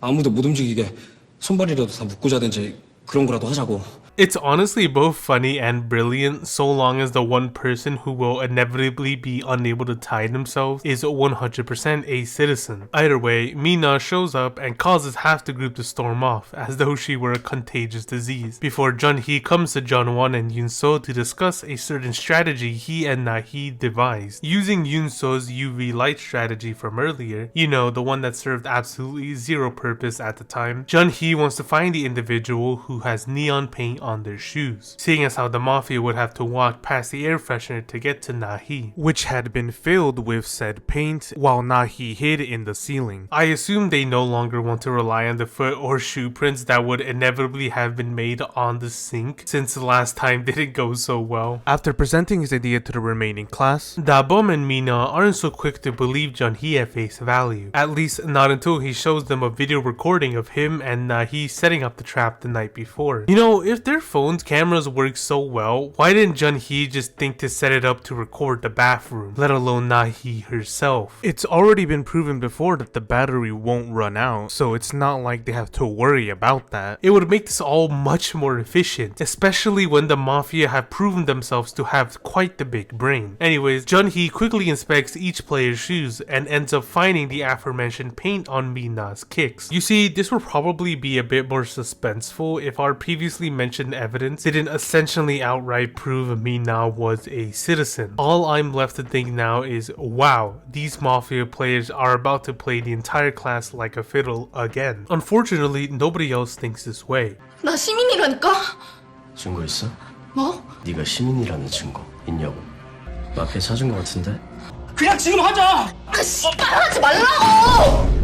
Jun-hee is about ready to vote Mina without hesitation, at least until Yoon-so steps in to calm the situation. Yoon-so decides to take another look at the soles of her shoes, revealing that if she had gone to the bathroom, the paint would have gotten on the bottom of her shoes as well. For the first time, she's actually prevented her team from falling victim to the Mafia schemes. Now, if only she had done this ages ago. Jun-hee actually seems mad that either his plan had flaws, or Yoon-so, for the first time also, doesn't blindly agree with him. To further prove her point, she and Jun-won cover the bathroom's windows and check the paint with the UV light. Sure enough, a large splatter can be seen on the floor, despite such a tiny drop being found on Mina's shoes. Jun-won then checks Nahi's hiding spot and discovers what I assume to be a large and sharp nail with a coat of blood. And we know it isn't Nahi's blood, considering the fact that we can see this nail wasn't even there when she originally climbed into the ceiling, meaning whatever evidence Jun-won and Yoon-so are about to piece together is most likely fabricated. We move over outside, where the sulking Jun-hee is standing all alone. Jun-won goes to check on Mina, while Yoon-so discusses the newfound evidence with Jun-hee, though he is still mostly unconvinced. 어쨌든 신발 때문에 미나 마피아로 몰아가는 건 아닌 것 같아.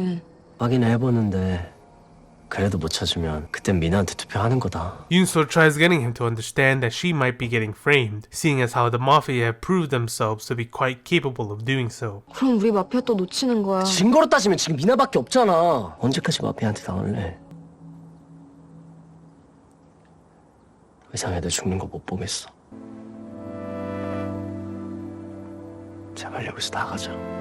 That shift in emotion is so quick, it makes me believe that Jun-hee doesn't necessarily want to disagree with what Yoon-so is saying, but instead that he most likely doesn't want Nahi's sacrifice to be in vain, and also that he wants to finally be free. Meanwhile, Mina attempts to sway at least two of the remaining players by bringing them some snacks, and even when they aggressively refuse, she attempts to suck up to them, all in hope of at least gaining their trust, though it doesn't seem to change their mind in the slightest. 너 김선미랑 같이 은하 마피아로 몰았잖아!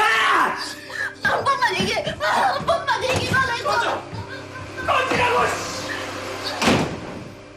Just as Mina angrily leaves, Jun-won finds and tells her about the blood evidence they found in the bathroom, meaning she's innocent so long as they can find whoever the blood may belong to. 나 상처 하나도 없어. 이거 봐봐.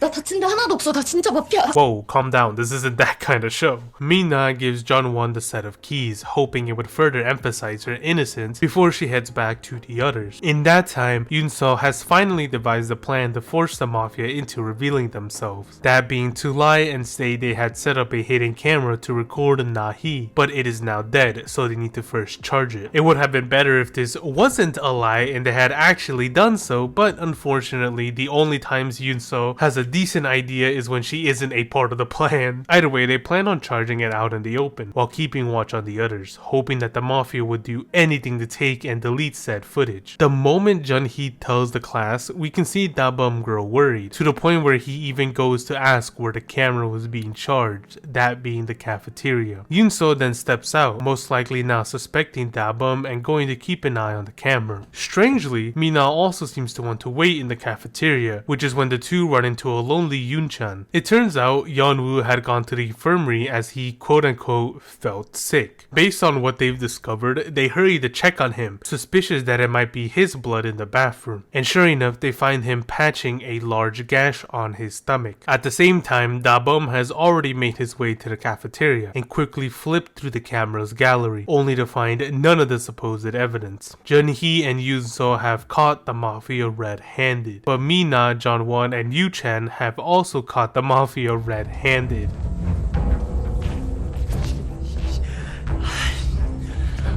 라면은 몸에 상처 있어. 나 아니야. 나 진짜 아니야.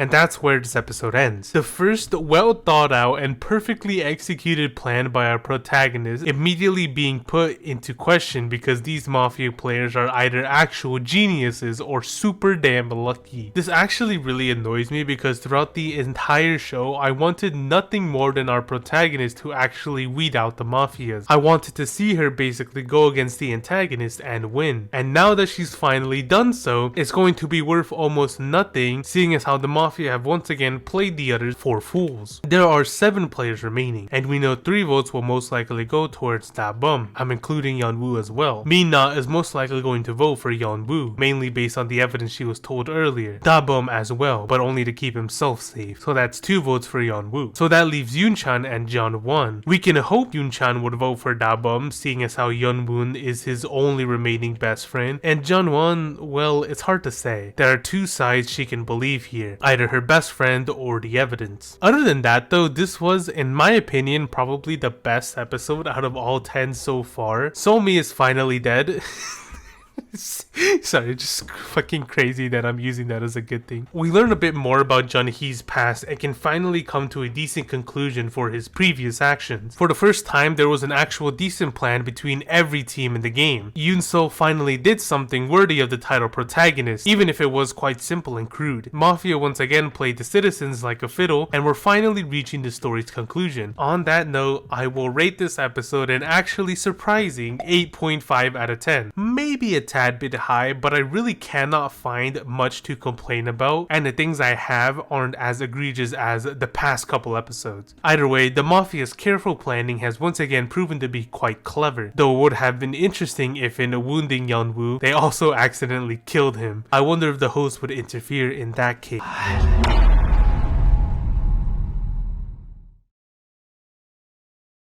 야, 이거 놓고 얘기해. This episode begins with an argument, with the central question being why Da-bum went to grab the camera and how Yeon-woo got that gash on his body. Da-bum's excuse is that he was just checking to make sure it was charged, which doesn't make sense seeing as how he could have waited until they got together later, while Yeon-woo claims that he had a gash from the moment he woke up, which is surprisingly more understandable seeing as how Jin-ha and Kyung-jun were both framed in a similar manner, though less painful. However, there was a scene much earlier where it looked like Yeon-woo was massaging his stomach. Whether that was an accidental coincidence or the actor didn't really understand which night he was on, who knows. Without another second to spare, Yeon-woo quickly retrieves his phone and votes for Da-bum, likely less because he believes the evidence and more so to save himself. Da-bum then follows this up by voting for him. In a fit of rage, especially for being accused alongside Da-bum, Mina punches Yeon-woo's wound and votes for him as well. 너희도 빨리 해. Well damn, I was not expecting our saint-like protagonist to go that hard. Da-bum continues defending himself, which honestly doesn't matter to us because we know he is guilty. But I am glad Yoon-seo pushes back quite well. Like seriously, where was this the last 10 episodes? Anyways, Yoon-seo and Jun-hee immediately vote for Da-bum, which brings his total to 3 against Yeon-woo's current total of 2. But then, with the biggest surprise of 2025, Jun-won finds it very suspicious Yeon-woo kept his wound hidden, even to his best friend. Not to mention nobody knew about the blood until she had discovered it, and so, going against her own friend, Jun-won votes for Yeon-woo as well. There is now a tie between the two, with the final vote falling on the hands of Yoon-chan. In a moment of rage, Yeon-woo grabs the chair and pounces on Jun-won, only to be stopped by Yoon-chan.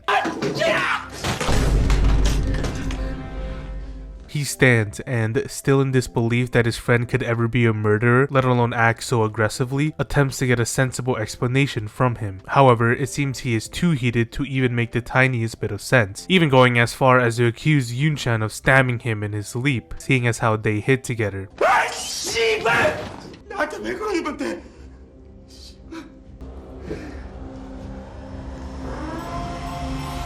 임은찬 님이 남연우 님에게 투표하였습니다.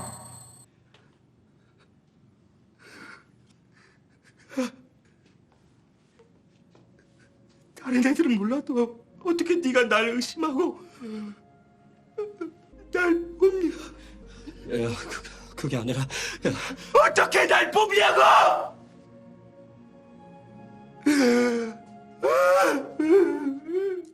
But it is understandable. Yeon-woo in this moment was not acting at all rationally, even going as far as to act aggressively towards his own friend, perhaps causing him to doubt his own innocence. By the time Yoon-chan realizes what exactly he had done though, it was already too late. Yeon-woo is left only to leave the room in tears, forcing himself to accept his fate, though most likely having a harder time processing this betrayal.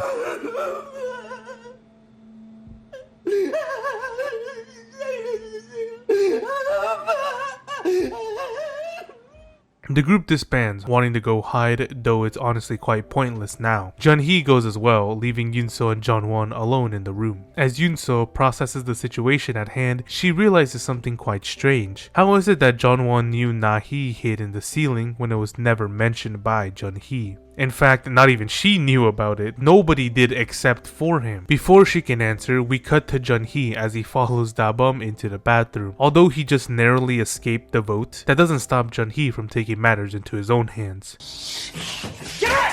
왜 그랬냐? 아무 죄 없는 애들한테 왜 그랬냐? 야, 나 시민이야 왜 나한테 그래? 네가 죽으면 알게 되겠지.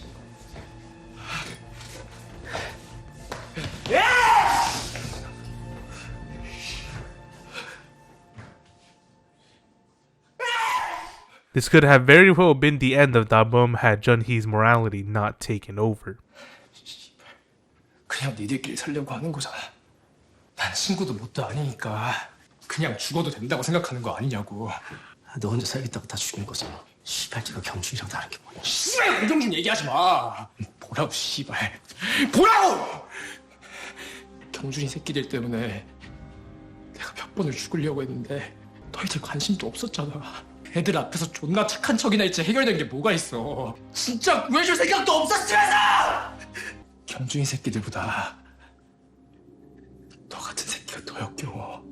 It is quite astonishing just how good of a point he makes. We never got to see much past their time at the facility, but it was very clear that Kyung-jun and his gang had bullied him and even Ju-won for quite a while, and it's possible that nobody really ever attempted well enough to put an end to it. Like, besides the one scene all the way in the first episode, or Hyun-ho beating the shit out of the delinquent, nobody ever tries to help Da-bum in the slightest. They kind of just let it all happen. You can say it's because they have their own lives to worry about, but even then, Jun-hee tries his very best to protect Yoon-seo. He tried his very best to protect Woo-ram, he tried his very best to escape with the rest of the class, but he never really makes an actual good attempt to protect the one student who really needed it the most, even before the game. Ju-won included as well, though since he died in the first night, it really doesn't matter. Jun-hee's only response in this situation is to ask for Da-bum to just kill him and spare the others. Even he feels a bit of regret for his lack of effort, and most likely knows an apology won't suffice. Moving back to the classroom, Jun-won explains that anybody could have guessed Na-hee would hide in the ceiling. It's quite the obvious spot, wouldn't you say? However, Yoon-so's trust is now faltering. Did Jun-won hurt Yeon-woo to frame him? Did she orchestrate the death of Na-hee? Did she orchestrate the entire Jin-ha and Kyung-jun fiasco? Did she delete the security footage? Yes, she did. She also even saved Yoon-so from being executed by So-mi a couple nights before. It's also made clear that while Yoo-jun's death was actually just a happy accident for their team, Jun-won also didn't make even the slightest attempt to save him, though she really couldn't have either way. 아니라고 해. 그럼 믿어줄 테니까.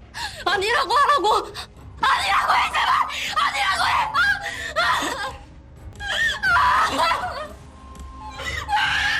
눈치챘으면 도망갔어야지. That's right, Jun-won is and has always been not just the Mafia, but quite literally the puppet master of this whole game, setting forth plans that would have the suspicions thrown at everybody but her team. I'll save my thoughts for the end, but has anyone noticed how in this scene, both Da-bum and Jun-won literally spawn inside of the bathroom? How did the air freshener just miss them? They already went through the door, unless they hid in the stalls and watched Jun-hee and Na-hee set up their trap, which I guess would be a possibility, though the chances of them knowing they'd use the bathroom would be slim. Then again, Jun-won is supposed to be a mega genius. We cut back to Yeon-woo as he eats the sadness away, most likely hoping it'll all be over soon. At that moment, Mina enters the room, looking to hide in the candy shop. An enraged Yeon-woo decides to take this chance to enact his revenge and put an end to her life. If he's going down, then she's coming with him. Unfortunately for him, midnight has finally arrived. 투표가 종료되었습니다. 최다 득표자 남연우 님이 처형됩니다. 남연우 님의 직업은 시민입니다.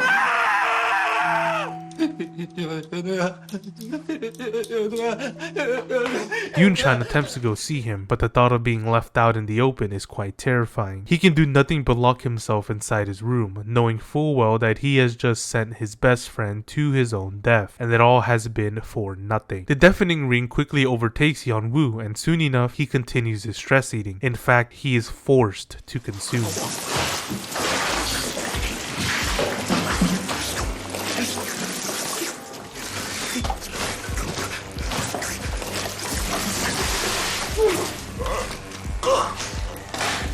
We then see Yoon-so continue pleading for the lives of her remaining class, only to be sent to sleep before Jun-won can even respond. Not that she had a response to begin with. Da-bum wastes no time in attempting to kill Jun-hee, though he is unfortunately stopped by the rules. He and Jun-won have to come to a unanimous decision. He hurries to her, and after a bit of arguing, the two discuss where to go from here. No matter who they kill, Da-bum will, without a doubt, be voted off tomorrow. And seeing as how there are only two of them left, they'll eventually suspect Jun-won as well. So, for the first time in the game, Da-bum wants to take the lead, believing there's only one way to ensure their victory: kill every single citizen tonight. She agrees and decides to take responsibility for the deaths of Jun-hee and Yoon-so, while Da-bum takes out the other two. He is a bit suspicious though, especially when looking at the fact that Jun-won hasn't killed anybody up until this point. She had only been devising plans. She assures him she'll go through with it, and Da-bum quickly lets her, most likely planning to kill the two himself if he finds that she's lied. And he'll know if she is, seeing as how he now has Yoon-so's phone. It's already been proven previously that the phones of executed citizens will no longer be functional. Jun-won's plan is to kill Yoon-so with hypothermia due to its painless, at least in your sleep, nature. She'll be dead in 30 minutes, after which she'll send a confirmation message to Da-bum. In the meantime, he finds Yoon-chan and ties a bag around his head, forcing him to suffocate. He then goes to the candy shop, where he not only finds Yeon-woo's corpse, but also Mi-na, hiding in a secret room. Before he kills her, however, he decides to take a quick snack break and wait for Jun-won's confirmation, believing if his plan was against the rules, at least she'll be taken out instead of him. However, Jun-won claims to have killed Jun-hee. Seeing now that his plan will in fact be possible, he steps over to Mi-na and repeatedly crushes her skull with a dumbbell before he goes back and tries finishing his ramen. Unfortunately, however, it's gone cold. I do want to admit, this is actually a pretty good way to emphasize just how insane a character character is, any normal human being would lose their appetite after witnessing something so horrific, let alone committing that deed themselves. And yet, after suffocating Yoon-chan, passing by Yeon-woo's corpse, stabbing both Sung-bin and Kyung-jun, and literally crushing the skull of another human being, he can eat his food in general peace. If only it was still warm. He doesn't look sick. He doesn't seem frightened. He doesn't seem anything other than probably annoyed that this game could have been finished ages ago if they had killed every citizen earlier. And all of this coming from the character who was introduced as timid, weak, and a pushover, surprisingly showing more development and character than our protagonist. Soon enough, Jung-won supposedly checks Yoon-so's pulse before asking Da-bum if he's killed the others. He lies and says he's still looking for them, probably to see how she responds. 이윤서는 어떻게 됐어? 죽었어.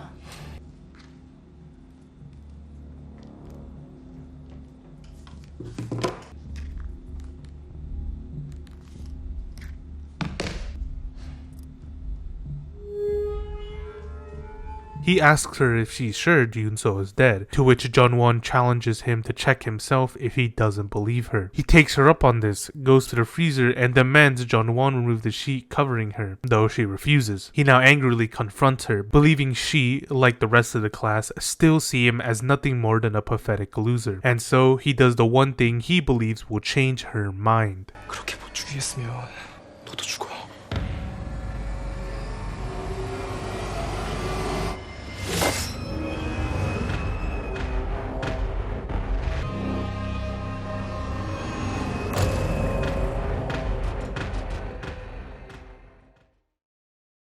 Alright, let's quickly break this episode down. So, just like almost every single episode so far, the citizens have been tricked into voting off one of their own, even after our protagonist has finally proven herself to be useful with her tactics. Very irritating, if I have to admit. It is then revealed that Jung-won was the Mafia all along, damn near the puppet master the way she pulls all the strings. The hints were always there if you had the eyes to see them, with the most obvious being her protection of Woo-ram, and being one of the only other people who know about the camera room before the class, while I believe that the most subtle hint was the fact that throughout the entire show, she made not even the slightest attempt to help the citizens, unless of course asked to by Yoon-so, despite supposedly being one and also being the smartest in the entire class. However, Jung-won being the Mafia sort of proves that the writers never actually wanted our protagonist, let alone the citizen team, to win. As I said, she was portrayed as the smartest character in the entire class. Any team she would have been on was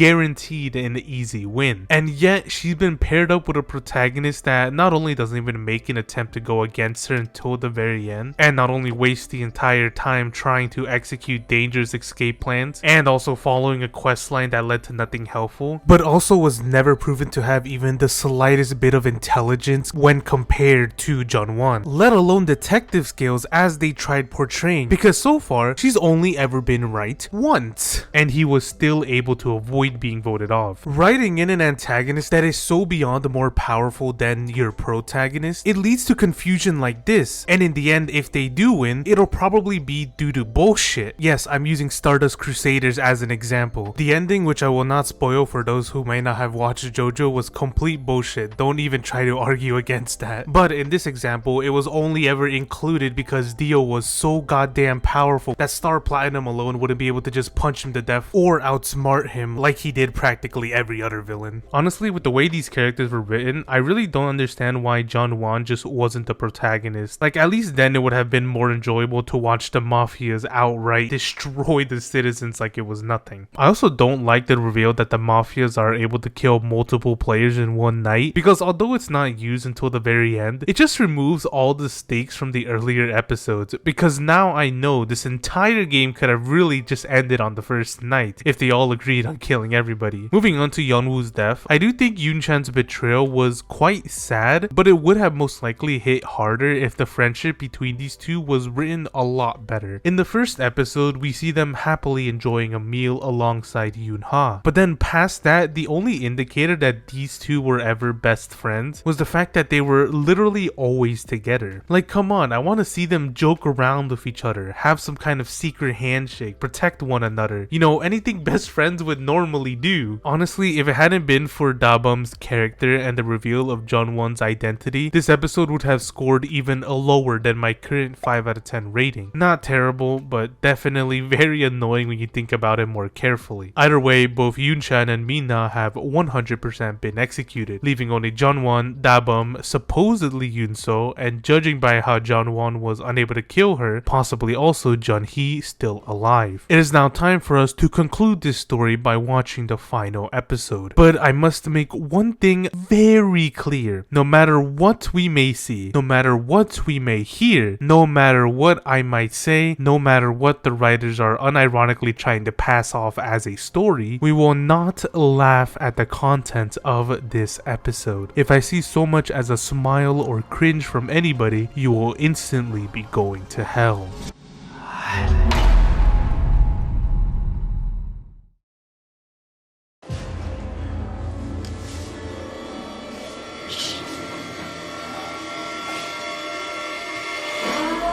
We open this episode right where we left off, with Da-bum having been unable to stab Jeon-won due to the rules at play. If he were to go ahead and kill her regardless, he'd die as well. Jeon-won then sprays him, picks up Yoon-so's phone, and escapes while locking him in the freezer. She plans to kill him and allow at least Yoon-so to win, because unlike her, Da-bum won't just let her live so easily. In a moment of desperation, he repeatedly stabs the body which he believed to be Yoon-so's, only to find out it was actually not Nahi. Apparently, Jeon-won planted Yoon-so's phone and hid her in a different room, with Nahi acting as a decoy. All this just to trap and eventually kill Da-bum in the freezer. Jeon-won then hurries to return her phone in silence, perhaps sorry for everything she made them go through, and leaves to some place, who knows where. Meanwhile, Da-bum continues to slowly freeze to death. He attempts to grab the blanket lying on the floor, only to be scared off by Kyung-jun's corpse.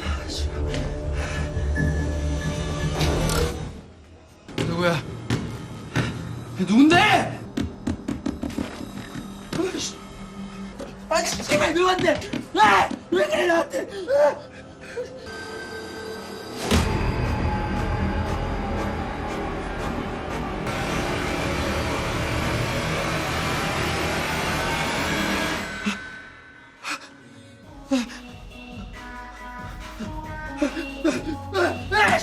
Of course, none of this is real. This is merely a hallucination caused by his rapidly declining health. Or perhaps it's just a ghost playing a little prank on him. Either way, it's no use. He can no longer fight the cold and inevitably passes out. Morning soon comes, and we can see that both Yoon-so and Jeon-hee were left completely unharmed. I'm not sure why Jeon-won went through the trouble of faking Jeon-hee's death, seeing as how Da-bum immediately believed her and never went to check, but perhaps it's a nod to her thoroughness and her refusal to leave any inconsistencies. Yoon-so runs into Jeon-won and asks her why she let her live if they wanted the game to end. She doesn't have much of an explanation, and instead attempts to leave to check on Da-bum. Jeon-hee steps in at this time, clearly enraged at now knowing she too was a Mafia, though she refuses to respond yet again. We then see Jeon-won reach the freezer, only to find that Da-bum had busted himself out and was now on the loose. She quickly votes for him and warns the others, while Yoon-so is still confused as to why Jeon-won let them live. She will just not let this go. Jeon-hee doesn't seem to care. His mind right now is focused on not only voting out Da-bum, but also unironically killing Jeon-won as well within the same day, seeing as how she'd have to kill one of them once night rolls around yet again. 그리고 진다범이 죽어도 오정원이 남잖아. 안 되면 죽여서라도 막아야지. Quite an interesting development if I have to say so myself. Desperation truly turns you into one hell of a human being. Jeon-hee goes to the warehouse, presumably to separate himself. I mean, if Da-bum is running around trying to kill them, the best thing to do would be to stick together. Perhaps Jeon-hee hopes he'll only go for him, therefore allowing Yoon-so ample time to prepare in that case. After Jeon-hee leaves, Yoon-so goes over to grab her inhaler. I hope you haven't forgotten she has asthma, because as I said earlier, the writers sure did. Just then, she finally spots the gift Jeon-won had left her for her birthday. I hope you haven't forgotten about that as well. After unwrapping it, she finds that the box contains a lonely thumb drive. As expected from a computer nerd, she immediately turns around and connects it to a laptop, which has just been sitting here this whole time, I guess, not to mention literally still open. This drive contains a set of code pertaining to the endless hallway Yoon-so had found herself in a couple nights before. In fact, the whole facility seems to have been mapped out within this program. Alongside Jeon-won Won's virtual avatar. This sudden revelation forces her to flash back to a memory of the two in what seems to be a study hall. It's soon revealed that this moment was John Won's own birthday. Inside her gift is a little friendship bracelet, and just as she puts it on, the memory corrects itself to reveal Park Se-yoon in John Won's place. Yoon-so looks back at the photo, and sure enough, John Won isn't even present. Instead, it is Se-yoon. This entire time, both the Mafia game and the character Oh John Won was nothing more than Se-yoon's creation. Just as she finally learns the truth, someone kicks down the door to her room.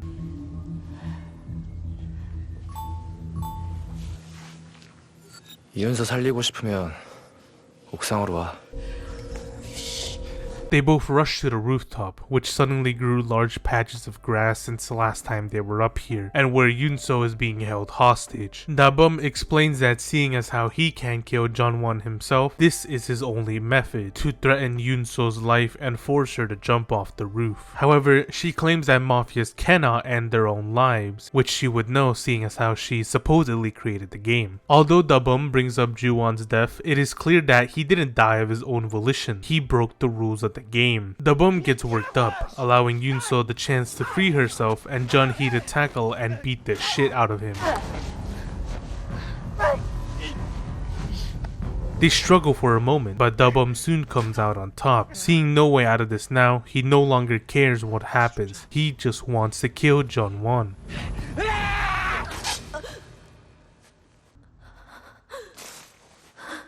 Jun-hee finally gets back on his feet and, in a fit of rage, tackles him once more and attempts to go for a killing blow. A stab can soon be heard and Da-bum gets up once more. He attempts to approach the two girls, trying to obviously kill them, but unfortunately, the knife in his abdomen is too much to handle.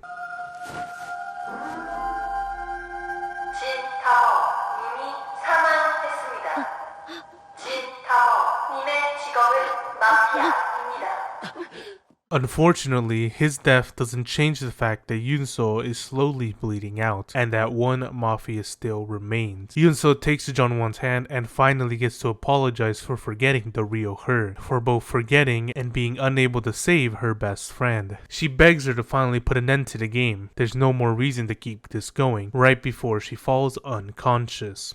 조금만 버텨. 내가 나가게 해줄게. 전화. 윤서. 윤서! 윤서!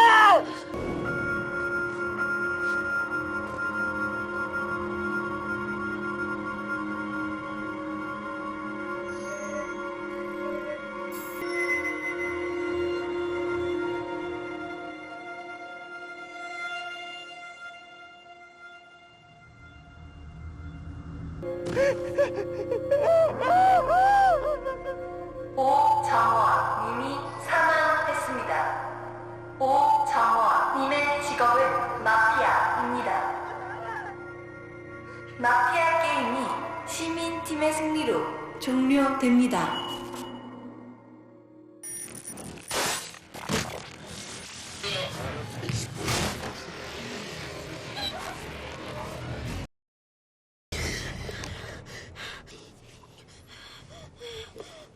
In a split second, Yoon-so suddenly wakes up, but now strapped to a glowing chair, or perhaps some kind of machine. She stands, examines her surroundings, and finds a dark room with a line of the same machines where her unconscious classmates also find themselves strapped within. 준이야, 일어나. 그냥 둬.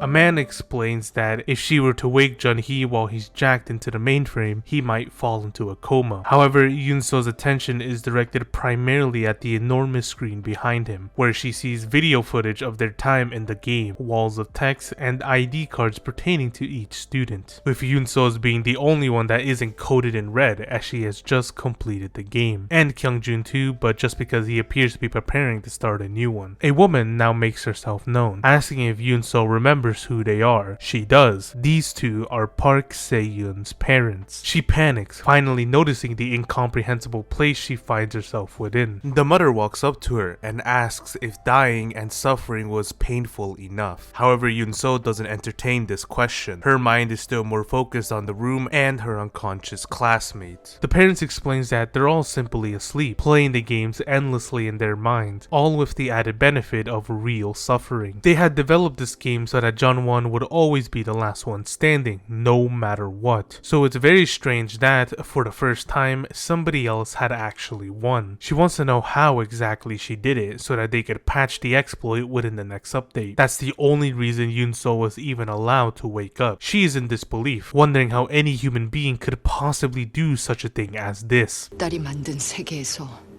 너흰 죗값을 치러야 해. 무슨 죄요? 무슨 죄요? 지금 무슨 죄라고 했니? 아무 잘못도 없는 우리 세은이를 괴롭힌 죄. 실체도 없는 소문을 진짜라고 믿고 지옥으로 내몬 죄! We now finally get to see the truth of what led to the current moment. The bum had supposedly used software to deepfake Se-yoon's face onto that of a risque figure. He's then caught with said picture on his phone by the three delinquents. We then can see Se-yoon report to her own group of bullies, including Mi-na, Yi-won, and, wouldn't you know it, So-mi. Na-hee appears to be in the background as well, though she doesn't seem to be as happy with whatever is about to go down. We then cut to Da-bum as he receives a message from someone. Sorry, I really cannot read that name, forcing him to spread a now deep-faked video of Se-yoon. Otherwise, they'll create and spread a video of himself. Terrified by the threat, he gives in and spreads the video far and wide. Sure enough, the entire class has seen it and are now endlessly teasing Se-yoon. She hurries out of the room, not wanting to hear it anymore, and runs into Yoon-so, who asks what's wrong. However, she isn't in the mood to answer, and Yoon-so isn't in the mood to care either. Se-yoon returns to the study hall and opens her inbox, only to find that she's been flooded with the same video in different articles of clothing, causing her to grow very frustrated. All the while, Da-bum watches from a distance, perhaps still feeling guilty for what he has caused. She hurries out of the room once again, and then we cut to the moment she took her own life, and the lonely white flower which was left to honor her passing. Her mother explains that despite her classmate dying, not a single person seemed to care in the slightest, not even Yoon-so, despite them having been best friends. They were furious that not a single person admitted to what they had done, and so they created this game so that the entire class can feel the same pain they caused their daughter. The mother explains that with each game, their memories are wiped. That way they can feel the pain of suffering as though it were brand new. Yoon-so suddenly runs out of breath, leaving her vulnerable to being strapped right back onto the forbidden chair. But before she can be brisked away once again, she attempts to apologize, pleading for them to allow her to shoulder all the responsibility and let the others go home. Unfortunately, this doesn't change their minds all that much. She passes out and is subsequently hooked back onto the machine. As she re-enters the game, the father explains that the Jeonwon character had somehow changed the system so the class could get their memories back from the thumb drive wrapped inside the gift box, which isn't right. They got the memory back from the key Yoon-so was given, but whatever. None of the side quests that we saw was even programmed into the game. Her AI had evolved. Jeonwon acted as though she truly were Se-yoon. The father believes that perhaps not all of them are as bad as they believe, or perhaps that they at least feel some remorse for what happened to their daughter. They should give them another chance to walk free. However, the mother refuses and attempts to get the game going once more, but is stopped by the sudden embrace of her husband. Whether or not she's truly had a change of heart, we can't know for sure, as Yoon-so falls asleep and suddenly wakes up in the midst of a traveling bus. Though it doesn't take long for her to quickly spot the scenery she had once seen before, even if she can't recall where from. Just as suddenly as she remembers, voices can be heard from the back, where a small group of rowdy students are in the middle of playing a game. Immediately after, the teacher can be heard speaking on the phone about a broken down bus. Yoon-so turns to face the back, and that's when she spots something that spooks her to the bone.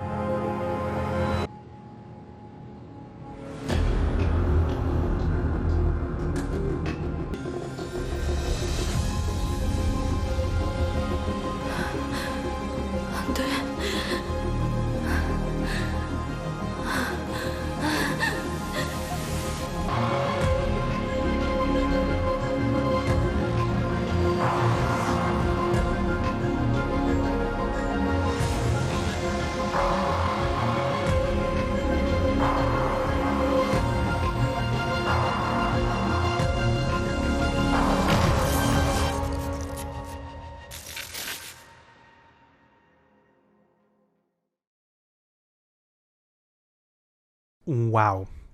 Just wow. I am at a loss for words. So let's just get the timeline straight, shall we? Dabum created a deepfake photo of Se-yoon, presumably for his own enjoyment, but was accidentally caught red-handed by his bullies. The photo then somehow found its way onto So-mi's gang's hands, seeing as how they were already bullying Se-yoon. They then turned the photo into a full-blown video and forced Dabum to spread it online. The class finds out about it, subsequently teases her and mocks her. Nobody comes to her aid, not even her best friend or the brave Prince Charming, until she can no longer handle it and ends her own life. At that moment, Jun-hee happens to be passing by. He attempts to save her, only to be hindered by his own fear of the water, causing him to be able to do nothing more than call the paramedic and watch as they wheel out her lifeless body. I'll have to fill in the gaps from here on out because it's never explicitly stated. Se-yoon's parents are most likely notified of their daughter's passing, and somehow came to find the video and conclude that Se-yoon's class had something to do with its creation and spread. And so they created or further built the game Se-yoon had originally been creating for a game making contest. They then figured out the identities of each student within the class, how they played a role in their daughter's death, fucking kidnapped all of them and strapped them to these machines in, I guess, their basement. All without so much as even alerting the police or the students' parents, unless they were in on the whole thing. Otherwise, to this day, they are all most likely still labeled as missing children. They then get the game rolling, with the setting having changed from a classroom to a facility at some point. And from that point on, we start our journey with episode 1. Great, interesting. Okay, now that we have all of that settled, let's go over some of my biggest concerns and questions. First, the parents say that Jeonwon acted differently because Yoon-so altered her code in some way, making her believe she was actually Se-yoon. However, it's never explained what exactly that was that she did. My best and only reasonable guess is that she didn't scan the QR code in the beginning, which somehow must have possibly caused the player Yoon-so to not be registered in the system. Therefore, she was seen as herself instead. But when we take a second to think about that logic, that would mean the entire side quest Yoon-so went on was completely pointless, because everything would have been solved from day one had she just checked her backpack. And you're telling me she also didn't see the gift when she threw her inhaler inside, only when she took it out? It just makes no sense. Second, what in the absolute hell was the point in the ghost? I would say there's some wiggle room to make the claim that the ghost was haunting the facility in the real world, but we now know this entire place is nothing more than a computer simulated program run by these two. This ghost unironically does not exist unless they code it in. They then try making the claim that all mafias are connected to Se-yoon's death in some way. We see that Da-bum had been the one to create the photo, which was later turned into a video by presumably So-mi's gang. Then Da-bum was forced into spreading that video and that was it. What about Woo-ram? There's no explanation about what he did at all, unless I just couldn't read Korean and he was the one who forced Da-bum into sending said video. But then what about Ju-won? Little bro didn't even get the slightest bit of screen time in that flashback sequence. What about Min-na? Why was she left as nothing more than a citizen when she also clearly took part in bullying Se-yoon? What about Na-hee? Didn't she admit to spreading the video? So 1, why was she given the police role instead of the mafia? And 2, why did they show that Da-bum spread the video instead of her? What about Yoo-jun? What about him was so special that he was given the doctor role? Was it just random selection? Was he a doctor in real life? Like, you can't just attempt to hammer home an idea behind one of the biggest mysteries of your story and not only refuse to stay consistent with it, but also refuse to explain the full picture. Another thing which I've touched on throughout the course of this video is just how, although this story follows an entire class of students, it feels as though all of them just met for the first time. The writers here are almost incapable of creating solid and meaningful relationships. Yoon-so and Jeonwon's friendship boils down to sticking together, perhaps conversing with one another, and every now and then attempting to comfort or reassure the other. Yoon-so and Jun-hee's relationship was built up so poorly that I'm actually having trouble understanding meaning if it was mutual or unrequited this entire time. I feel like the truth of the matter was that Jun-hee saw her as nothing more than a little sister that he's trying to protect to the best of his ability. Meanwhile, Yoon-so literally does see him as her prince in shining armor. This is just left open-ended, I guess, so go ahead and come to your own conclusion based on everything we've gone over. Then we have Yoo-jun and Jisoo, who were so bland that if they hadn't been wearing matching fits and were always seen together, I wouldn't have known they were even in a relationship to begin with. We never get to see them flirt or protect the other or do literally anything in general, both as a couple or human beings, until Yoo-jun was thrown into the spotlight. Yeonwoo and Yoon-chan's friendship also shared the same problems, with the story showing nothing that would make you believe they were best friends, let alone friends in general past the beginning until they were tossed into the spotlight with the framing of Yeonwoo. Of all relationships in this show, the only ones that I feel were explained or done decently were Somi's hatred for Yoon-so, the three delinquents' quote-unquote friendship, and Kyung-jun x Da-bum. You could make the argument there was simply not enough time to explore all these relationships within the span of 12 episodes. However, I believe there would have been a lot more if we just shortened the outstanding majority of Yoon-so's pointless adventures and instead focused on the class. No, I'm not about to rant for the millionth time about her. Let's just move on. Finally, the thing that pisses me off the absolute most is that after 12 episodes and over 6 hours worth of story, absolutely nothing we watched mattered in the slightest. In the end, Yoon-so was literally just thrown back into New Game +1. She can now tell the class she's played these games before if she even remembers. And this time, it appears as though Jeonwon was coded to be nothing more than another one of her classmates. That way she won't accidentally end up helping her. Even if, let's just say by God's miracle, there was a second season, none of its content would even matter because Seiyun's parents are literally the gods of these games. If they wanted to, they could just wake the class up with the snap of a finger or let them sleep in their chairs for good. It was already explained that Yoon-so was only woken up to tell them about whatever exploit she did so they could patch it, after which she was thrown right back inside. It just pisses me off knowing how pointless the past 3 months of my analysis was. Now, that's not to say I don't have any compliments to give this show. I think it, though sometimes obvious, foreshadowing and hints sprinkled all throughout were done well enough for our viewers. Unfortunately, not for our characters who are either too blind or too stupid to connect the dots. It's also great that many characters had their own moments to shine, whether in a good or bad light, even if they weren't built up as well as they should have been. My favorite splitting between Kyung-jun's torture scene showing his psychotic nature, Da-bum's Mafia reveal, which was a turning point in his character, and Na-hee's reveal, because although she did almost nothing the entire time, she was quite the badass in her moment, and finally put an end to the most infuriating character ever created. I also will say that although there aren't many of them, the action sequences are all quite enjoyable, and that's about all the compliments I can give. There seriously aren't that many. Now, to gather all my thoughts into 2 concise sentences, let me just say this. If the protagonist fails to overcome the antagonist and was saved by pure luck, then they were never deserving of the title. And if you can't properly explain anything within your story, leaving practically every plot point open-ended, then perhaps you might need to rethink the idea as a whole. Anyways, if I had to rate the finale, I'll give it a solid 2 out of 10. And if I had to rate the series as a whole, I'll give Night Has Come a controversial 3 out of 10. This is by far the worst ending and show I have ever had the displeasure of watching. Not even Madam Web pissed me off this much.